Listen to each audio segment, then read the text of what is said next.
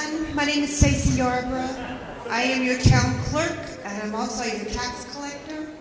I'm also your registrar of vital records.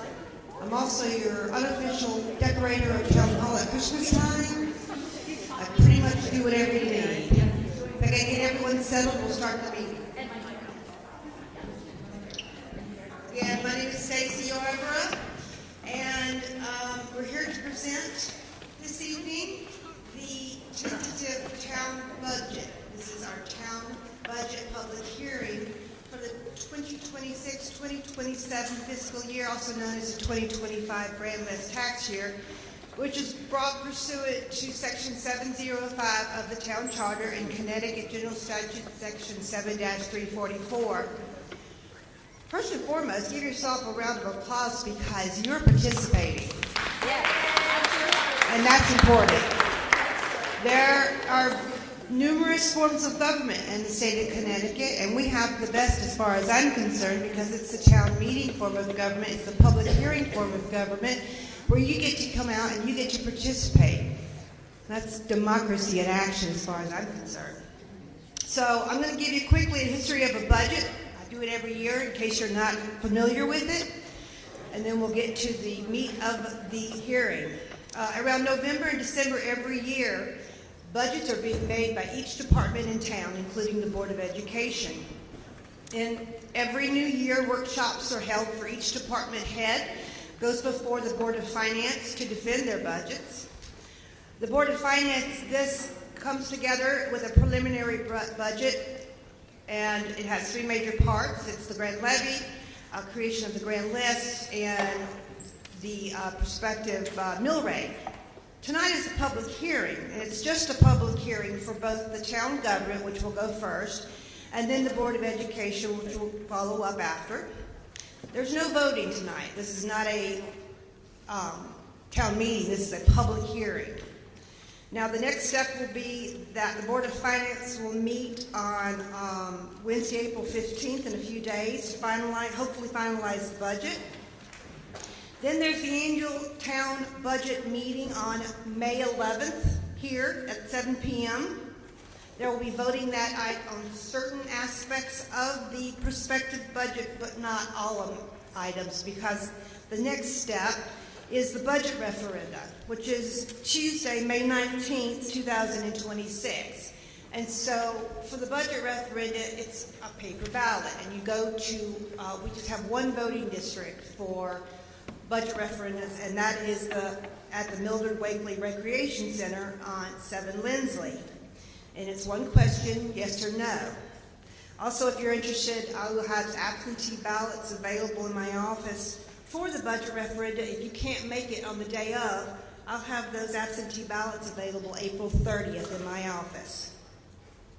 Now, I'm going to turn over the proceedings, and we're going to go in order of town budget, and then the Board of Education. And to give us a presentation and some information with regard to the town's budget, I'd like to invite Mr. Frieda, our first selectman.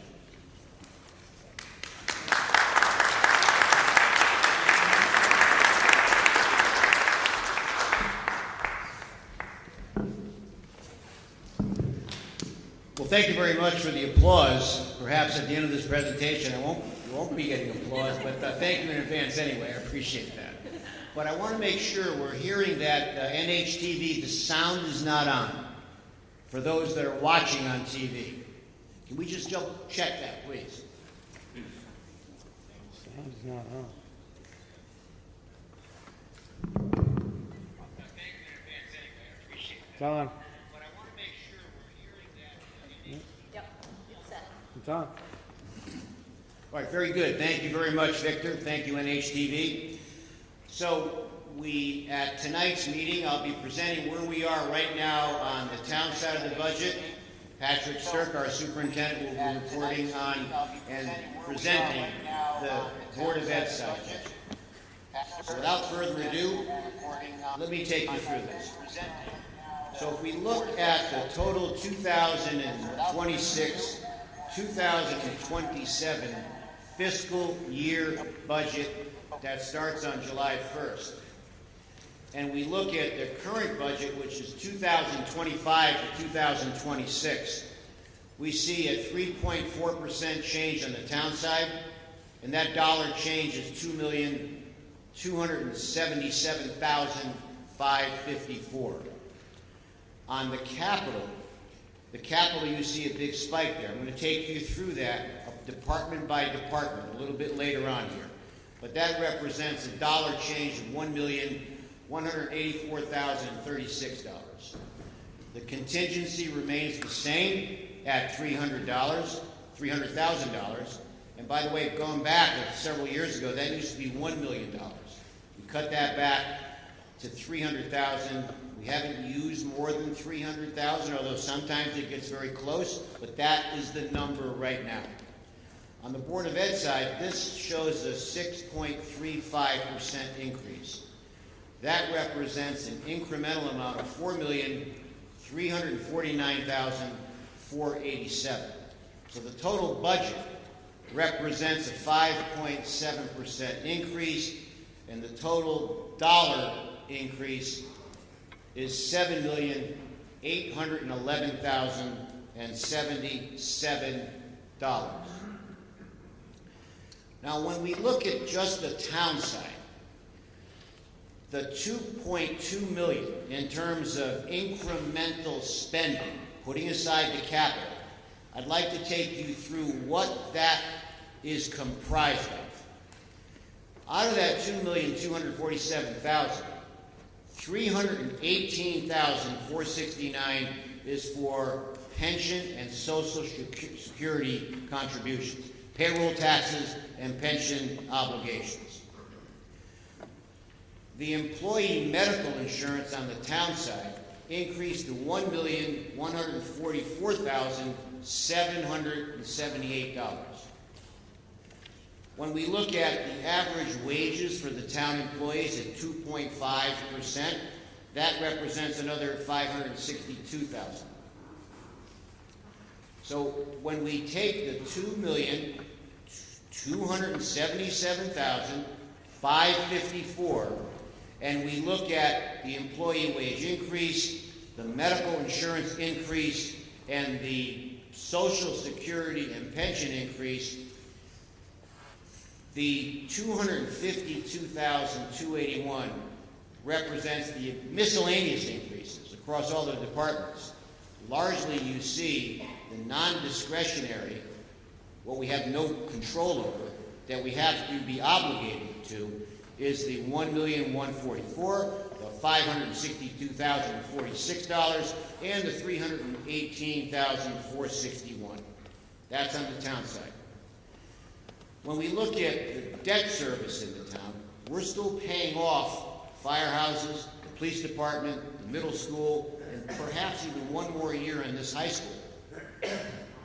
But I wanted to share with you if there's any good news on the debt service, that we actually decreased the debt service in this budget by 2.5%.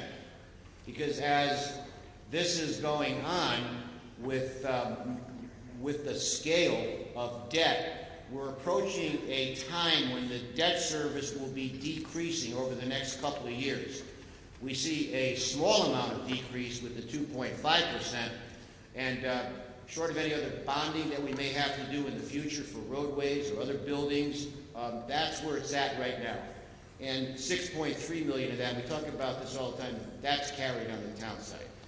The middle school is $6.3 million in debt versus the $10,250,000. So on the pie chart here, it's now a 50-50 split. The town side includes $2,117,000 in capital, $300,000 in contingency, and $10,250,000 in debt, of which 6.3 is on the town side. On the town side for the middle school. Now, I've had this question asked, and this is the first time you're going to see me, or that I've shown this chart, but I wanted to respond to some of the people who are watching that asked me this question. When we look at the employees on the Board of Ed and the town side, Board of Ed, now looking at this current fiscal year, 568. On the town side, it's about 333. It's a little bit deceiving because we see the fiscal year on both sides, so just to repeat this, okay? 568 in this fiscal year, 333 on the town side. Those are the total employees, including part-timers, between the two portions of this town government, the town and the Board of Education. Let's take a look at this grand list growth, which I was very optimistic about in January, but there were appeals. I wanted to share this with you because I've talked about this at the town Board of Finance meeting. So originally, the grand list growth, 2.7%, which is considered very strong in municipal government. There are other cities and towns that would love to have a 2.7% grand list growth. That yielded $3.3 million in incremental revenue. But because it was a reval year now, there was an appeal process like we have every March with the Board of Assessment Appeals. The revised grand list growth after the adjudication of the appeals was 1.3%, which is still pretty good. That yielded $1.6 million in incremental revenue. So we lost $1.7 million versus the original projection. Now look, I'll tell you what I'm not happy about, is that we're yielding $1.6 million in incremental revenue, but we're spending $7.3 or $7.5 million in expenses. Normally what you want to see is you want to see an equalization. What we want to see is municipal leaders, and all my colleagues, mayors and first selectmen across the state are going through the same thing. What we want to see is an equal distribution of incremental revenue and incremental expenses to marginalize tax increases. Let's take a look at the mill rate history here. If we go back to 2017 and we project here 2026, this budget is projecting to be a 1.5 mil increase. Now, there were reval years in here, there were some decreases, there was no changes, but that's what this budget will propose tonight. Before we get to the Board of Finance meeting Wednesday night, and before we get to the May meeting, the May town budget hearing, and before we get to the referendum. So that is a look back of the last 10 years in terms of what the mill rate has been here in North Haven. So let's take a look, because I know I get this question all the time. And you have to understand, folks, that I'm out there everywhere. Events, nights, entertainment that I get invited to. And I hear it a lot.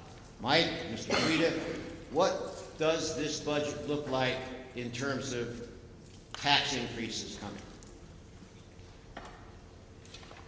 So the average home value in North Haven is $448,747. The average assessment, of course, is 70%, which yields an average assessment of $314,123 average home. But I took it a little bit further, and I started this last year. Let's take a look at what the tax means in tax dollars on various style homes. For a Cape in North Haven, the appraisal is $360,761. You see the assessment at $252,533. The current taxes on that type of house here in North Haven is $7,440. At the proposed mill rate, that would mean an annual tax increase for the average Cape at $401 for that type of home. On a ranch, the appraisal is $368,331. The assessment is $257,832. So the current taxes on that type of house in North Haven is $7,596. The proposed mill rate of a 31.04 yields a tax increase of $410 on the average ranch in North Haven. Split level. That appraised value is $394,337. The assessment is $276,36. Current taxes, $8,132. Proposed taxes, $8,571. So on a split, it's $439. A raised ranch, the appraisal is $416,083. The assessment, $291,258. Current taxes, $8,580. Proposed mill rate at 31.04, $9,044, which is a $464 tax increase. On a colonial, the appraised value, as you see, is $550,480. The assessed value, $385,336. Current taxes, $11,352. Proposed mill rate, 31.05, $11,965, and that represents a tax increase at this rate of $613, annual tax increase. We get a lot of questions, ladies and gentlemen, about how do you determine the taxes. Well, the simple mathematic formula is you multiply the assessed value, which is 70% of your appraised value, by the proposed mill rate, in this case 31.05, and then you divide it by 1,000. So if anyone needs to get this sent to you, you let me know, let us know. That is how it's calculated. The average house appraised value at $448,000, this is the average tax increase, I should say, on the average house appraised value. We see that on an average, when you blend in all of those different home styles that I just mentioned, it's about $500, $499. I know there's been a lot of questions about capital in this budget, so let me take you through what the town side of the budget is proposing on capital. This is a department by department. In the fire department, it's 3 trucks. Engine number 2, 2024. Engine number 7, 2024. These are pumpers, okay? And the amount that you see is the lease that we're doing. We're leasing to buy eventually. Each one of those represents $150,000 on engine 2, $150,000 on engine 7. We see extrication equipment at $40,000, and then on the new truck, the Quint, that is the engine ladder. That truck lease is $216,113 or $111. I'm sorry. So on the fire department, total capital is about $556,000. However, after discussions this week with our fire chief and with our deputy chief, although we can't make the change now, we're going to be restoring back the fire marshal and the OSHA equipment and taking out this extrication equipment and spend that on another day. So we'll see that come to the Board of Finance tomorrow after feedback that I received from Chief Januszewski and Deputy Chief Jeff Naples. On the police side, this budget includes 4 PD cruisers for a total of $200,000. Body armor for the police at $8,800, and then the emergency light bar and siren package, that's $116,000. That is mandatory when new cruisers come in to our police department. They have to be retrofitted for the emergency light bar and siren package.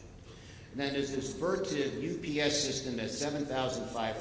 So on the police side, the capital request is $376,300. Now the Department of Public Works, you see $884,500. The Plan of Conservation Development has nothing to do with the Public Works Department, but categorically we have to put it into the Public Works budget, as does some of these other things like microfiche machine at $12,000 and the Building Department EO scanning. The real infrastructure that Public Works is asking for even though this is budgeted for $884,500, is this refuge truck, the 33-yard, and also this hot box, $134,000, and this Ford F-350 rack and body at $72,000. And also you see $50,000 in there. That really has very little to do with public works in terms of streets and roads, but it has a lot to do with our engineering department, Andy Bevilacqua, who oversees engineering and building and land use. So a lot of these are in the public works department, but they're generally needed. As an example, for the plan of conservation development, every 10 years, every city and town has to move forward with this. We have no choice on this. Hence, you see the $150,000 in the public works budget. The community service recreation department, that's a pool, locker room, HVAC, that's needed. That's $50,000.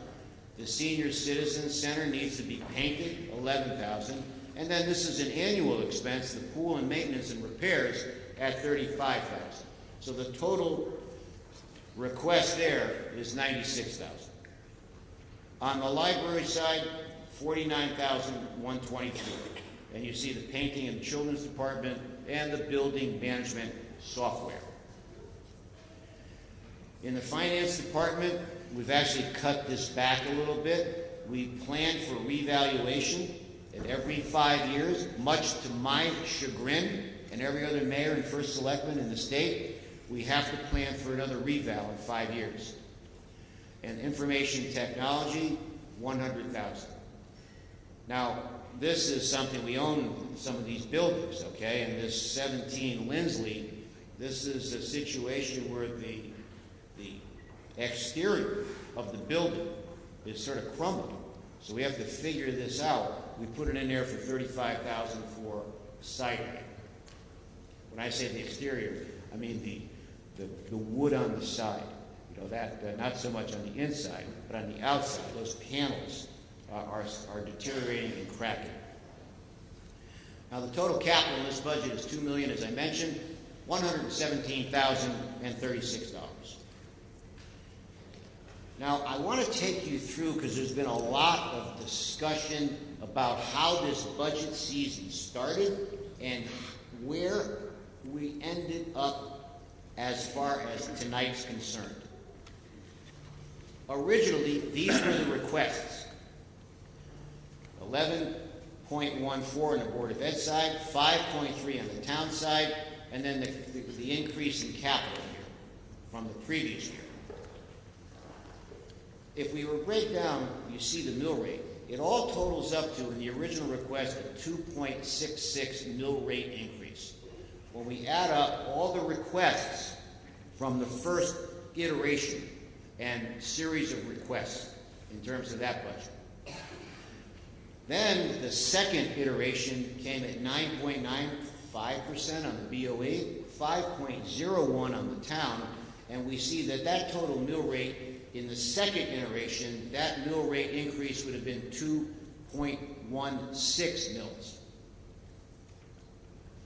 When we get to where we are tonight, I know it's been very controversial, the last Board of Finance meeting, but here's where we are tonight. The Board of Ed at 6.35, the town at 3.35, capital, the increase to get to $2,277,000 is 0.27 mils. So tonight we're at like 1.58. That's the mill rate as we stand and sit here tonight. What the increase would be, and I took you through all the different styles and homes there. So to recap this proposed budget as we are sitting tonight, 6.35 on the Board of Ed, 3.4 on the town. The 3.4, we can make an argument that it supports the existing public service model, public safety, but it doesn't support the requests. And you always remember this, ladies and gentlemen, and I said it at the last meeting, we don't cut budgets in terms of dollars. We give more money every year. What it gets cut, unfortunately, is the request for more money. So we know we need more here. I wish we can do a lot more here in terms of infrastructure and more programs and everything we need. But that's where we stand tonight. Now, on the town side, it covers the inflationary increase in the existing services. I mentioned it before, paving a road, paving and milling a road. It was once $200,000. Now it's $330,000 per mile. When we have to outsource drainage, those costs have gone up tremendously. And sometimes, I'm being very candid with you all, that sometimes I sit back and I talk to our people internally and I say, sometimes I think that people think that government's the golden goose, that we can continue to spend money and it's difficult to manage and marginalize the inflationary aspect of the town and the Board of Education. It's a painful reminder to me that government is like our own homes. Everything is going up. UI bills are going up. There'll be other increases in other things that we see. The prices are going up. And government is no different. And I wanted to share that this budget covers the inflationary increase in some of the existing services, not the requested services, the existing services. And it provides $2.1 million in capital expenditures.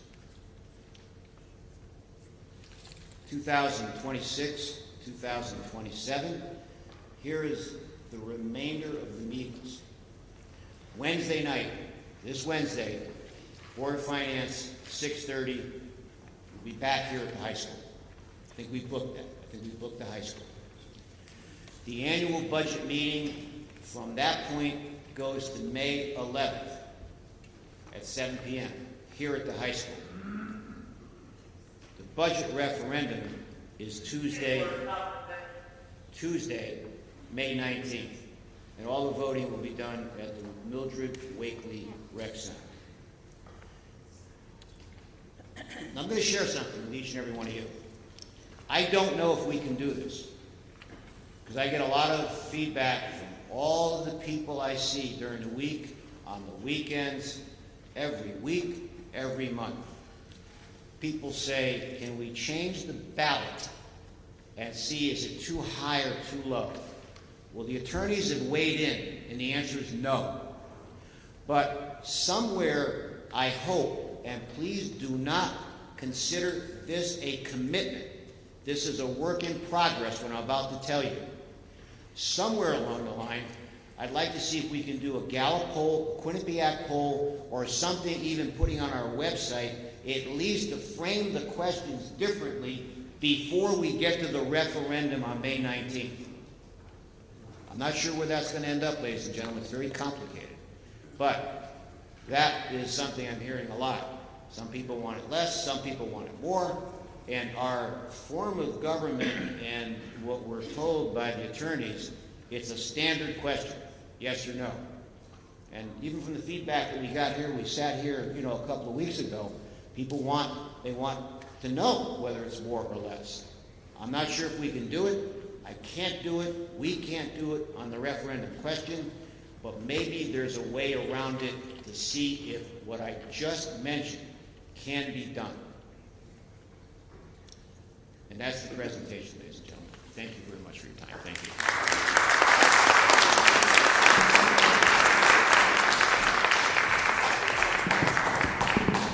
Thank you, Mr. Frieda. At this time, Mr. Shirk will come up with the Board of Education's budget.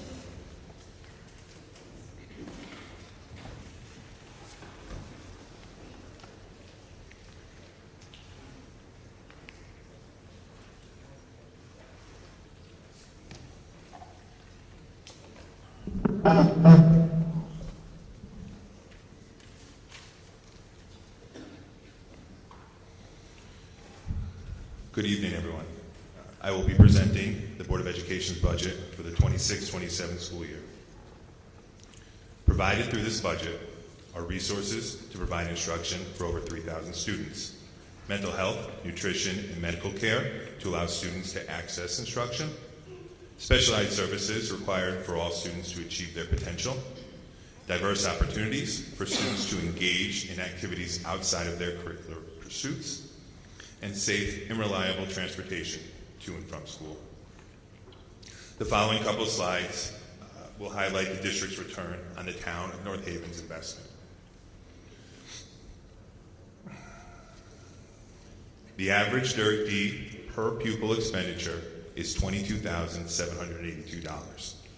North Haven's current PPE is $20,381, which ranks us 20th out of 24 districts in our Dirk. And please note that North Haven has dropped from 15th to 20th over the past 2 years. As I say each year, North Haven spends less than most, but our return is exceptional. This year, Green Acres Elementary School was recognized as a Blue Ribbon School. This recognition is similar to winning an Oscar or the Super Bowl in the world of education. However, it is much more exceptional than these awards because Green Acres needed to demonstrate excellence over the better part of a decade to be awarded Blue Ribbon status. The district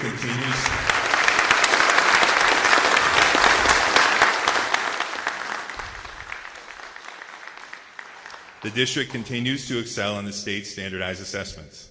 We are ranked in the top 5 of 24 Dirk D districts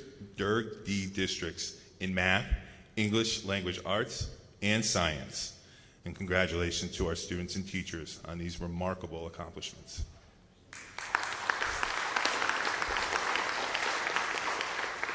Annually, the Connecticut State Department of Education releases accountability reports for each school and for each district and each of their schools.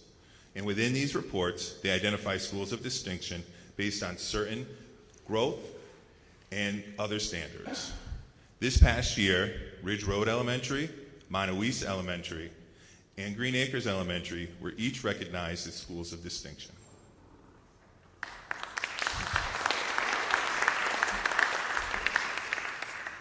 Now I'll be moving on to the Board of Education's budget for the 26-27 school year.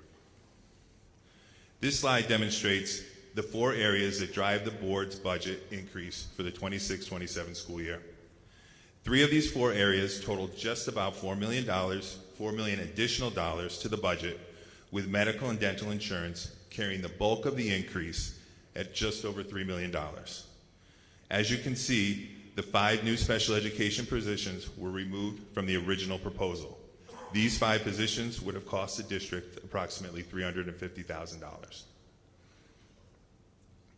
Although removed from the 6.35% increase, I believe it is important to expand on the proposed special education positions. The district is in need of 3 additional special education teachers for 3 of our specialized programs. An additional speech and language pathologist and occupational therapists are also included.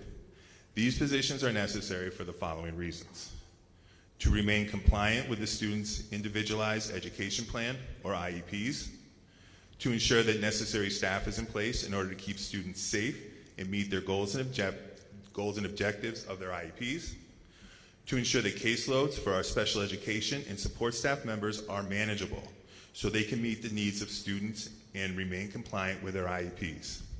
In short, prevent our teachers from burning out. The district currently invests $5.6 million in 8 different special education programs. Without these programs, the district would be spending an approximate $21 million to educate students at out-of-district programs. This is an annual savings of $15.5 million.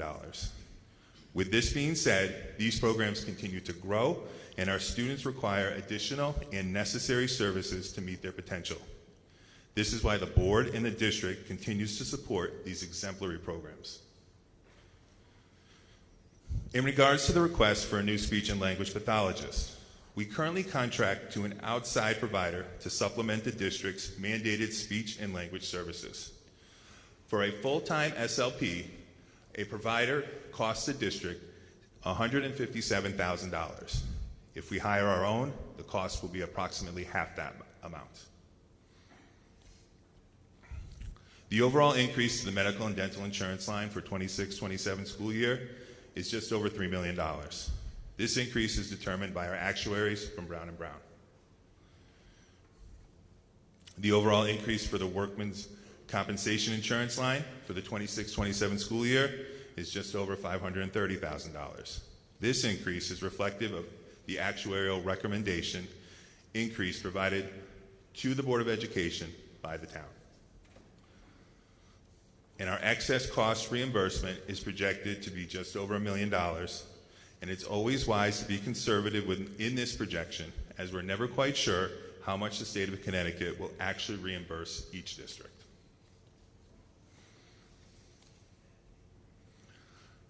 The Board of Education budget has taken numerous forms this budget season. It began with a Board of Education approved 11.14% increase. This increase included the 5 special education positions I mentioned earlier in the presentation. On March 2nd, the board revisited the budget to make additional adjustments and cut their increase to 9.95%. This cut eliminated the 5 new special education positions. However, it included an early retirement incentive plan for our certified teaching staff. And on April 2nd, the board held their 4th budget workshop and reduced the budget to 6.35%.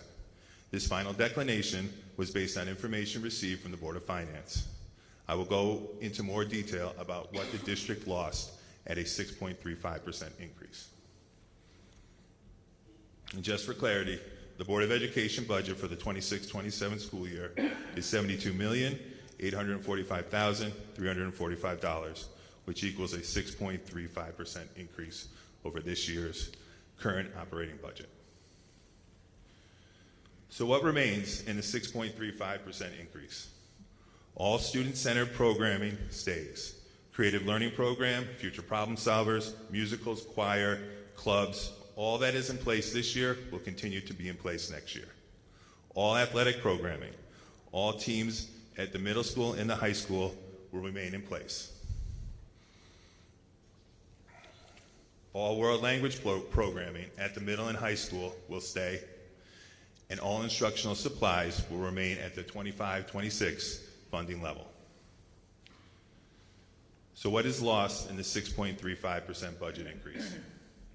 5 proposed certified special education positions that I mentioned earlier, 8 current certified positions, 4 current non-certified positions, $366,000 in supplies, curriculum writing, summer intervention and enrichment programs, and now more than ever, we are becoming more reliant on grants to support the district expenses.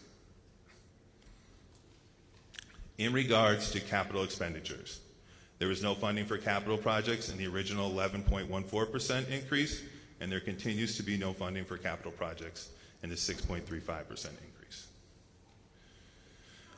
So this slide is a representation of what makes up the 6.35% increase in dollars. So just over $3 million is dedicated to medical and dental insurance. Just over $1 million, and I apologize it's so small, just over $1 million is dedicated to salary increases and benefits. And $433,000 is dedicated to purchase services, professional services, and transportation. So these areas total $4,467,604, or 6.22% of the 6.35% increase, which leaves the district $1,903 left of that increase for operations, supplies, and equipment. The following are the district priority capital projects. Again, there is no funding for these projects, but we still provide a list for the Board of Education and the town. These next 3 slides list the current priority projects for the district. The projects total just over $1 million, with the largest project being the replacement of the gym floor here at the high school. It is a rough cost about $650,000.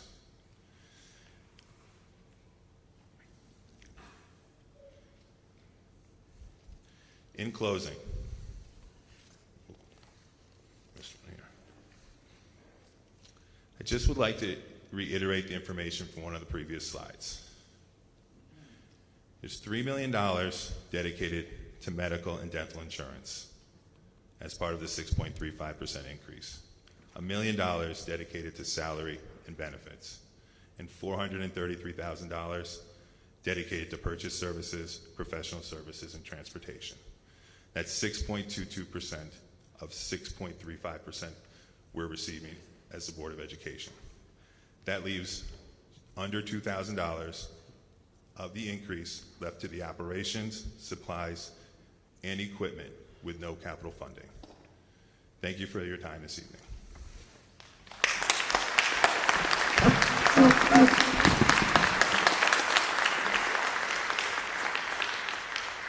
Thank you, Mr. Stirk. At this time, now that we've heard both presentations, both the town's budget and the Board of Education budget, we are going to open this up to public questions, requests for information, whatever you'd like. And so there are just a few ground rules. Number one, when you come up, I need you to go to this, right here, this microphone up front. I need you to state your name and your address. I need you to be nice to me, to everyone, to each other. We need to have civility, and I don't want us to have this turn into a fighting match. Also, there's a 5-minute per speaker limit, which I will keep track of. That doesn't mean you can't come back later, but everybody who comes up, their first go around until everyone has a chance, you have a 5-minute limit. Who would like to speak? Come on up.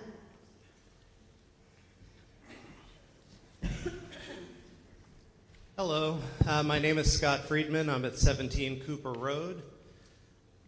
I feel like I need to give an addendum to the Board of Ed presentation and simply state that we're talking about losing 12 educators and not gaining 5 that are required to run programming that our district has promised to students in the classroom.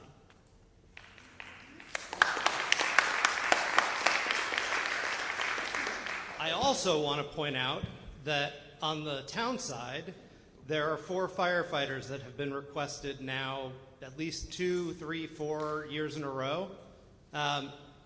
We had a major and tragic fire last year on George Street, this year on George Street. We need our firefighters to be able to get to and battle the fires that happen in our town. We have, over the course of the decade plus I've been here, and it's more like 12 or 13 years now, we have been trying to keep budgets in check and have $0 or 0% increases, and that has happened a number of years. And while that sounds great, what it means is that we're not getting the money we need to do the things we need to do as a town. And I'm not going to be any, I'm just going to say it clearly.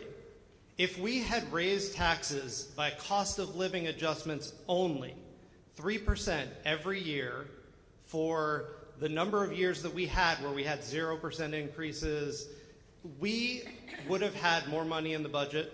My taxes would have been exactly what they are this year. And I think that was from 2018 to 2025 or 24.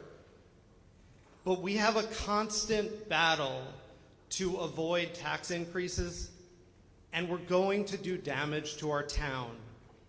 Not tomorrow. You saw what the superintendent put up on the screen. Let's be clear. We're 20th of 24 in terms of per pupil spending. How long do you think our 5th and 4th out of the 24 rankings are going to stay? We've just cut one of the programs that meant, I would say, a lot to Ridge Road and Green Acres families, and it wasn't budgetary, at least not directly. But the problem is we can't have those discussions because we just spent 6 months cutting 12 teachers that are currently working in our schools, 12 educators. And on top of that, we're not hiring 5.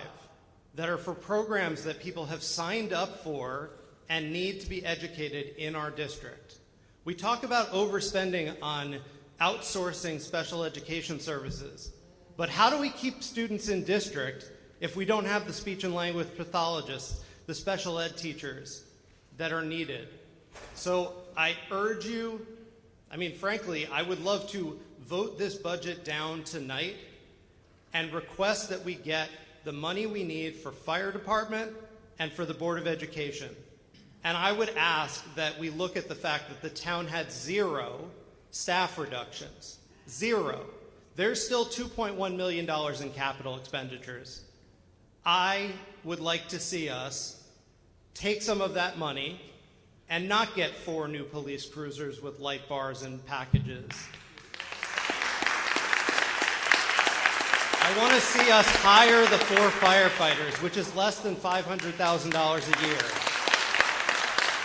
And I want to see us keep our teachers in the schools, in the classrooms where they belong.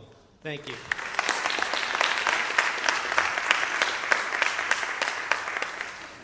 Who would else like to speak? Come on forward, please. Come on, you know you want to talk. Come on, Mrs. White. And just for the record, there are budgetary department staff reductions. That's an incorrect assessment on the town side. Then be more transparent. All you got to do is look at the budget packet. I did. Implemented. And I listened to all the budget. Hi, Mrs. White. Mary White, Summer Lane. So I support public safety, both fire and police. You all know I do. I did a little math. So we have the 4 cruisers, $200,000, the 4 light bar packages, $160,000, for a total of $360,000. And the cost for the 4 new firefighters that were removed from the budget is $355,292. So what does that mean? That means if the police department would support their brothers in the fire department and say, we'll pass on those 4 cruisers. I'm sure the cruisers that they'll be replacing are not 25 years old. I'm sure they could go another year. Then we could ask the Board of Finance if they would move that money and then put the 4 new firefighters back in the budget. And I'm wondering if people in this room would support this.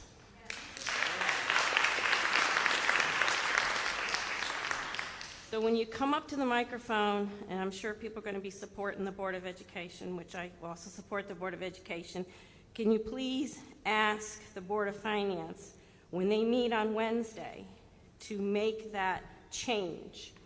And then let's see, what else I want to say. Okay, so my next comment has to do with, if this budget is voted down, we know that the Board of Finance views that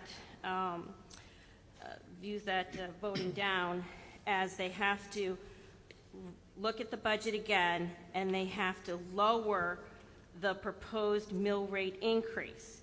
So my question is, what would the estimated amount of the Board of Finance would look to cut on each side of the budget if, estimations there, if the 1.58 mill rate increase is voted down? Like, what would the Board of Finance look at as far as, okay, we need to lower this mill rate proposal. So what would you look to be lowering it? Because we learned that 1 mill is $4 million.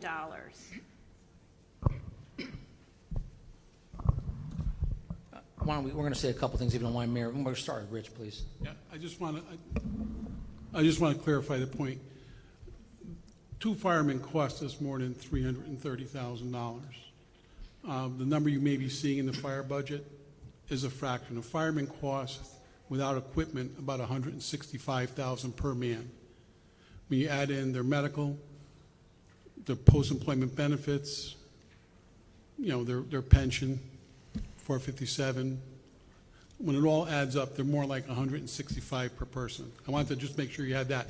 So when you look at the 330, you're probably closer to half of what it costs for 4 men. That's really like what 2 men cost.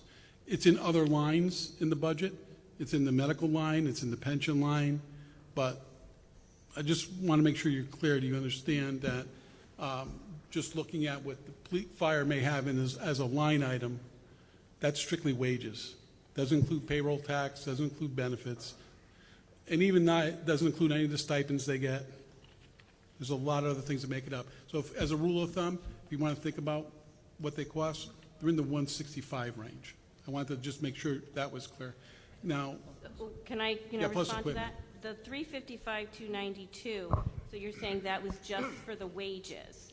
So I'm- when you I'm remove saying- that for 4 firefighters, so when you remove that, did you also Yeah. remove the removed it on medical, or removed it the on medical, other removed benefits it on that were in other 457s. line items? Bunch of line items get cut along with it. Social Security, payroll taxes, all gets cut. It wasn't just them. It was for firemen. There was a policeman. There's a person that was eliminated in finance. There was a person eliminated in public works. There was a person eliminated in the tax office. Those all backed off on multiple lines. But, I mean, I'm of the mindset that we all know that we only have 11 volunteer firefighters, and we used to have over 100, and we know that we haven't included any new firefighters in the budget for 4 years now. So I'm of the mindset that if we take this need and we spread it out and say do 2 firefighters per year for 4 years, we will absorb all of the, the medical and all the other, equipment that they need. We will, and their salaries, we will absorb it into the budget, thus making it affordable. Because to me, public safety matters the most. If we're not safe, Yeah, no, you know what I mean? It's like it affects us all. It doesn't matter if we're young, we're And- middle-aged, we're old. Public safety matters most, and we have a severe problem here. So I'm wondering, even with that, can we still utilize the money, and then, can we get 2 in there? Can we do 2 and not 4? Mary, I appreciate Rich's comments, and he's got the details down there, but that's actually not That's- Rich's question. more his than That's for the Board of Finance. I will answer your other question as best I can, and the answer is, I'm only one member of the Board of Finance. There's 7 of us. We have different views on different topics, on whether something should go up or down. So I can't answer you, unfortunately, as to what might happen if the budget were to go down and what kind of cuts the board might be looking at. We make compromises, believe it or not. So unfortunately, I can't give you a hard number or range at this time. So in the past, you were on the Board of Finance when a budget was defeated. Do you recall, is there a general thought process that Board of Finance members have when they say, okay, the citizens have voted it down, I we've got understand to the lower question. this proposed? I'll Are give you my looking to own. do, like, I will half give a you my mil? own personal view. Okay. And I recognize that we had at least one gentleman get up and suggest that we should move the budget up. But on the assumption that if the residents vote this down, they're asking for a lower tax increase, my personal view has always been that if a budget gets turned down and has to be voted on a second time, that unless you make cuts of at least $500,000, you're not making enough cuts, I would think, in my personal opinion, that it's going to entice the taxpayers to pass the budget. As you know, that's about $2.1 million. So to me, that's probably the bare minimum. Okay. All right, thank you. Mary, I want to hit you one other thing, just so you get my perspective. This is my public comment portion of it. I like the idea of what we did with Monowese in phasing it in over time and building an engine company. I think eventually it would be great to have an engine company at Northeast, but it's something that needs to be phased in over time, and it has to be at the right time. This year, specifically with Board of Ed, is really has a significant increase, and we understand there are problems. But again, the Board of Finance will weigh in. But I just gave you my personal opinion. Thank you. Who would like to come up next? Hello. Hello, I'm Scott Lehman. I'm 11 Justine Drive. So, if I understand this process, you had these budget roundtable meetings with the people who decide what they need, what they have to have to maintain services and make things better. And they came to the Board of Finance, and the Board of Finance said, no, that you got to cut that. So if these people are coming to you and telling you we need this to maintain our services, you know, you hear this talk about maybe phasing in the firefighters. So the fire chief said, I need 4. You can say I need 2, I need 1. This is what we need. And I understand it costs money, but I tell you one thing, it's going to cost more next year. It's going to cost more than the year after that, and the more year after that. Everything costs more. So I just struggle with people who are not experts. I mean no disrespect to anyone on the Board of Finance, but the people who are not experts in their field, they're not fire chiefs, they're not police chiefs, they're not superintendents of schools, dictating what these people need when they're telling you what they need. So I'll leave it at that. So thanks. Thank you, sir.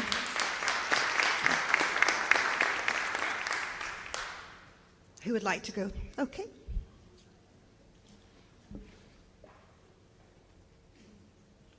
Good evening, Randy Mandato, South Ave. I'm a proud North Haven resident, a mom of 2 North Haven public school kids, and someone who is deeply invested in the future of our town. I want to start by naming something about this process that I've experienced. Every budget conversation that I've been a part of or have watched has begun not by asking what North Haven needs, but by asking how much we're willing to limit ourselves. We started from a cap instead of a vision, and that matters. Because when you start with a cap, you don't actually build a budget that reflects the kind of community we want to be. You start from a place of limitation rather than innovation. A strong public education system is a country's greatest asset. You want good customer service? Fund public education. You want reliable health care? Fund public education. You want safer communities? Fund public education. You want people-centered solutions to some of the biggest challenges we're facing as a nation in a moment where our future is being shaped by AI and so many unknowns. You fund public education. I want a North Haven that fully funds its schools so every child has an opportunity to pursue their greatest aspirations. I want a North Haven that fully supports its fire department so that we are safe and protected. I want a North Haven that invests in our senior center so there's adequate programming and parking for everyone that wants to attend. And I want a community that people choose not to just live in, but to stay in, to raise families in, to grow old in. That kind of community doesn't happen by accident. It requires investment. It requires intention. And I want to be clear. I understand the pressure on all of us taxpayers. My parents are retired here in North Haven and living on fixed incomes. Me, my brother, my sisters, we're raising young families in town. 2 of my nephews are those blue ribbon kids. I know what it means when costs go up and incomes do not. And that's exactly why we need to be honest about where solutions to this problem can be found. At the local level, we are too often asked to do more with less, while the burden continues to fall on working class taxpayers. That's not sustainable. That's not fair. That is part of a bigger challenge we have to take on in Hartford. We need a tax system that is more equitable so towns like North Haven aren't forced into impossible choices between affordability and adequacy. Because this shouldn't be an either or. We should be able to fully fund our schools, support our public safety, and build a community that people are proud to call home without overburdening the people who can afford it the least. And that's the work ahead of us. Thank you. Thank you.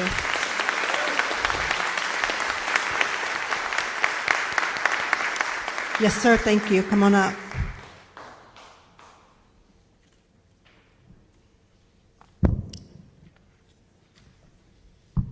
Good evening. Thank you. My name is Peter Criscola. I live at 54 Fieldstone Court.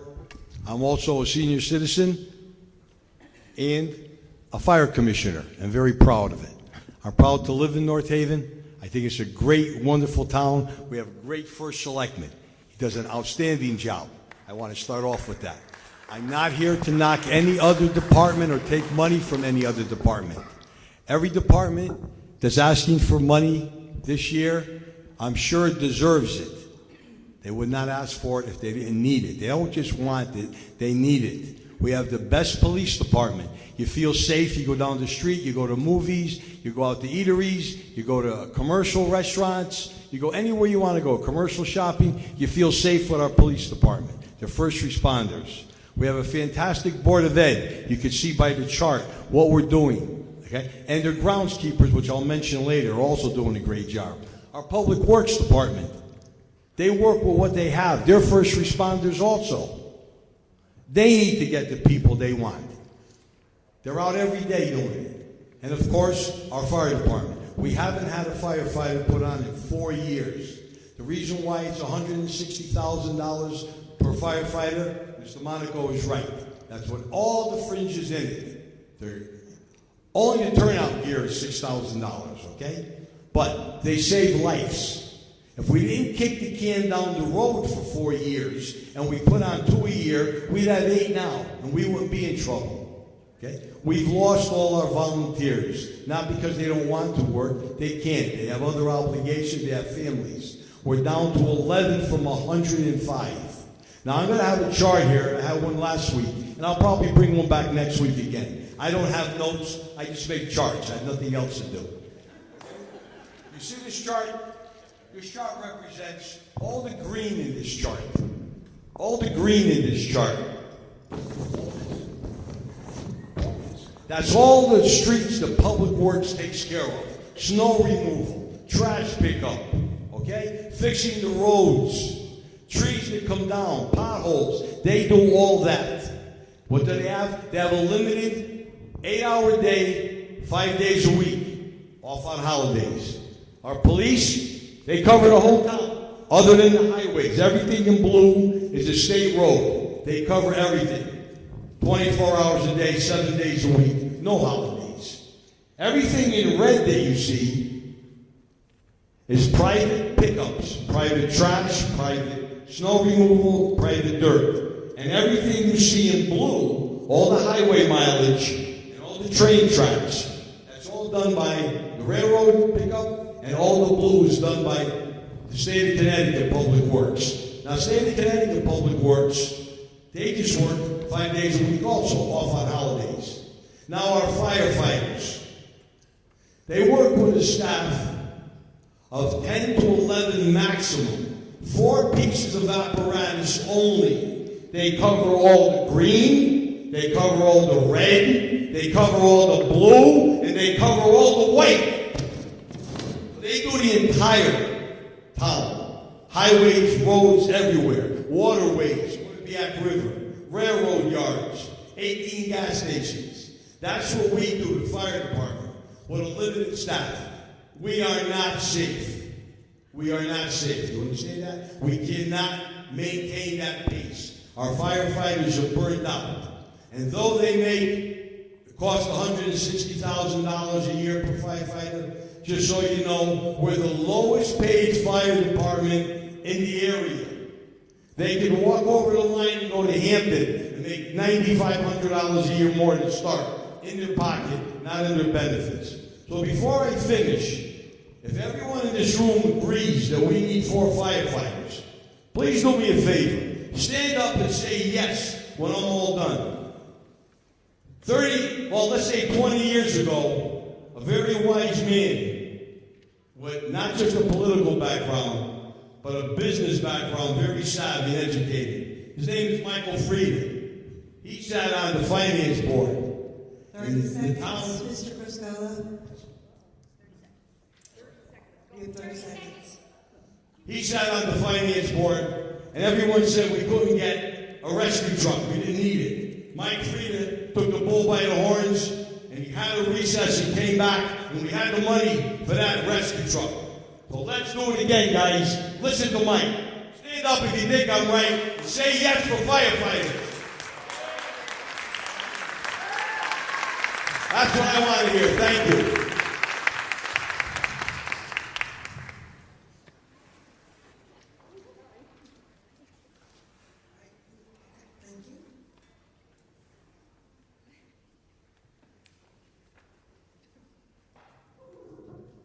Good evening. I'm Nancy Bianchi. I live at 36 Hartley Street. I spoke at an earlier meeting, and I first want to thank the decision makers who decided that it was important and necessary to maintain our creative learning programs, our world language programs, and our athletic programs at the middle and high school level. So thank you to those decision makers. As a 30-year resident of North Haven, I'm proud to live in this town. I'm proud of the services that our decision makers have provided year after year. But I am most proud of our teachers and our students. As Superintendent Stirk showed us this evening, we have achieved a lot with being 20th in funding for our DIRG. Our students are achieving great things, and I'm proud of our educators for coming together to find a way to get a budget approved. However, the budget that is presented tonight is not enough for the needs of our teachers, our students, and our families. Those five additional special education positions are absolutely necessary, are absolutely essential to the education of our students. Students who receive special education services are entitled to those services from the age of 3 to the age of 22. An additional transition teacher is someone who would work with our students post-high school until the age of 22 to help them to be independent and successful adults who would likely remain in the town of North Haven, working in our town and being members of this community. So to cut a transition educator would be a mistake. Obviously, the position is needed, and special education students should not be shortchanged in this process. The 8 certified and 4 non-certified education positions are absolutely important and necessary as well. So I would ask members of this town to consider the budget that has been presented by the Board of Education and respectfully decline approving this budget at the referendum in May. Thank you.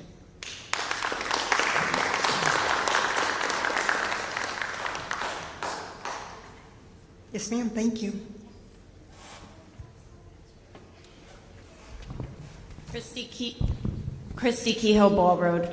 I normally stand up here and talk just like from my heart, and I'm a mom and my kids in the schools. And just year after year, I'm getting more frustrated. So while I'm proud to be a resident of North Haven, that's becoming increasingly more difficult. I have listened to Mary White and Peter Criscola now talk about firefighters for the last 5-6 years, like ad nauseum. And the fact that we are in this position where we need 4, right, to function, and we can't hire all 4 at the same time because it costs money, why were we not, like, seeing this and hiring 1 a year over the last 4 years? I don't understand why we keep settling for just getting by. It doesn't make sense. And now, Mr. Stirk just presented something where, I don't know if any of you realize how much money it costs to outplace a student who has special education needs. That is not a choice by a teacher, by a parent. That is a law that we have to follow in a school system that Mr. Stirk is responsible for as a superintendent of schools. He has no choice. Now, he has wanted to hire these 5 specialized educators to save the district money, yet We are handcuffed again by the Board of Finance. And now we will not be putting those positions in the budget. So what's going to happen next year when the amount of special education students in our beautiful community increases? What's going to happen the year after that? And the year after that? Do you see the problem here? And then let's talk about the capital. Because I also saw in Mr. Stirk's presentation that he has 0 for capital projects, yet the list of highly needed capital projects is 2 slides long. I literally cannot make this make sense from a money, mathematical standpoint in living and functioning as a human in my own household. This is irresponsible. It is financially irresponsible. We are digging our wonderful town and community into a hole that I'm not sure we're going to be able to get ourselves out of. And it just continues to happen. So somebody, please, on the Board of Finance, Board of Selectmen, please recognize what it sounds like the town residents want, which are definitely firefighters. Okay, you can't do 4 this year. Maybe we do 2 this year, right? And we do 2 next year until we get right. We have less than $2,000 in the education budget. Is that what I just heard from Mr. Stirk? After medical and salaries? You're kidding me. You have to look at this from a bigger vision, because if we keep doing this, the town of North Haven is certainly not going to be the town of North Haven that many people who have been here for years and years and years have wanted, and I certainly don't want after being here for 18 years. I left West Haven for a reason, okay? So I guess what I'm asking, I want to say no on this budget, but I'm afraid that because I've lived here long enough to know, if we vote no, you're going to cut more. So how and when are you going to listen to the variety of people's voices who want more? Thank you. Thank you. Hello. Hi, everybody. David Cohen, 55 Tokenique. Pete, that was a spirited visual presentation. I have no visuals tonight. I'm very sorry to everyone. But what I do have is a hope. Do not vote this budget down, all right? Please do not do that. I think with a few small changes, this budget can pass. And I'm going to suggest a few changes, okay? They're very simple. Mary, I thought you had a great idea. I think 2 for 2. We get 2 firefighters this year, and we reduce the number of cruisers by 2. It's not an even-Steven split, but what it does is it begins to build back our fire department. I really like the idea, and I think it's a good one, and I think we should go forward with it. Now, the difference, it's not apples to apples, so people understand, because what we're doing is we're pulling from capital and putting into the operating budget, which means that every year we will have the cost of those 2 additional firefighters, where the capital is a one-time expense, right? So that's important to understand. So going forward, that expense will be in there every single year. But I like the idea, Mary, and a lot of other people have the same idea, so I think the 2 for 2 is a nice idea. If you ask the police chief, he will tell you he needs those cruisers. So this is not an easy thing for the police chief either, okay? But I think the chiefs, both the chiefs in this town, understand that compromise is necessary. In fact, it's mandatory for our town to survive and thrive. That's the first idea. It's not really mine, it's Mary's. Thank you, Mary. The second idea, and I think this budget is actually pretty close, and I think what we need to do on the BOE side is very simple. I think if we restore about $400,000 on the BOE side, which brings us up to about 7%, and where's Ron and Pat, if you guys could check my numbers to make sure I'm right on this. But if you restore the BOE budget up to about 7%, that's about $400,000 from 6.35. What you get are some very important things back in the budget. Number one, we have asked some early retirement of some teachers to save some on some of the cost side. We've asked for early retirement, and some of those teachers have accepted those offers of early retirement, and that saves us a good chunk of money. But obviously, those positions need to be filled, and so with the $400,000, you can backfill some of those early retirement positions. And I think you get about 5 new teachers, which I believe are about half as much as the retirees who are leaving. All right, so that's 5 new teachers. And then, my number's right? Yes, that's 5 new teachers. And then on the special ed side, that $400,000 gives us the ability to bring those special ed folks back into play, right? So you get 5 new teachers to backfill some of the retirees, plus you get the 4 special ed teachers that we need, which, by the way, it is very clear that they save us an enormous sum of money. Every single year, those special ed teachers that we bring more in so we can educate our kids in-house and we don't have to send them out, we have an enormous savings. So by my calculations, that's $400,000. It brings us to 7%. The mill rate increase is, I don't actually have the number, but I think it's negligible. When you add $400,000 to this budget here, I think it's a negligible increase.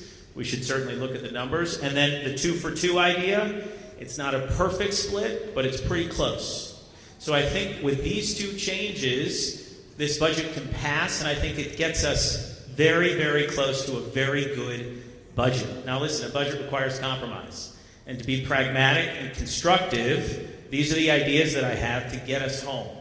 And I think that has the town's support. I think you put those 2 things in, you restore $400,000, you get those teachers back, you do a 2-for-2 split, and then I think you have a budget that's very, very passable, and I think folks should not go out and vote this down.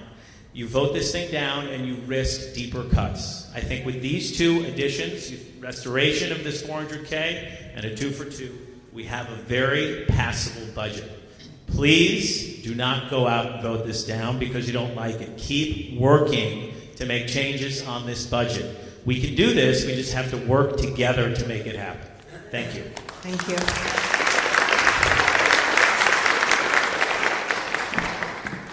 You refer, okay, go ahead. I'm sorry, were you able to her or for me?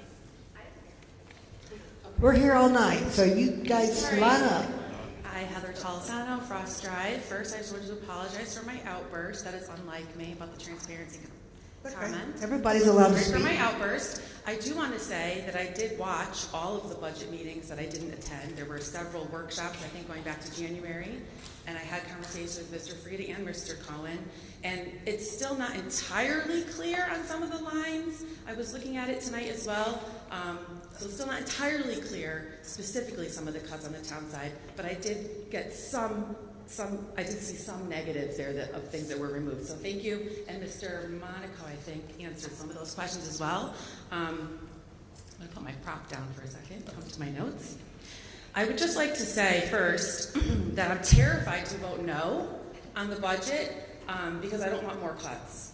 But I don't really want to vote yes the way that it is right now because I don't like the way that it is right now. I was really having a hard time coming up with what even to say right now because I just have so many thoughts. So I'm probably not even going to get them all out.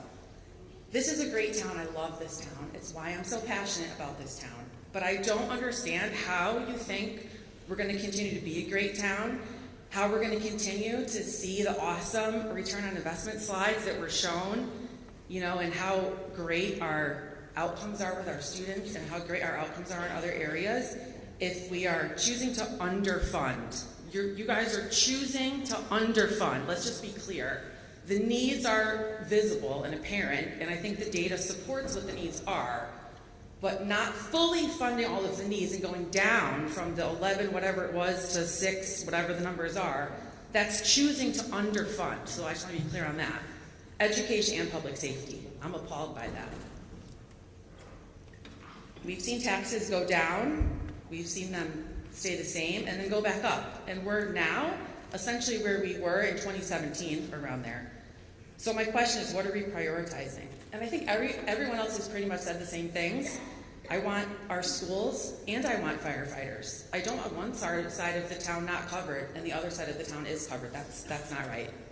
Our schools are already doing more with less, spending below average per pupil while still achieving strong results. That's not inefficiency, that's a system being stretched. And if we continue down this road, we're just setting the Board of Ed up for failure. And I don't want my kids or your kids to fail.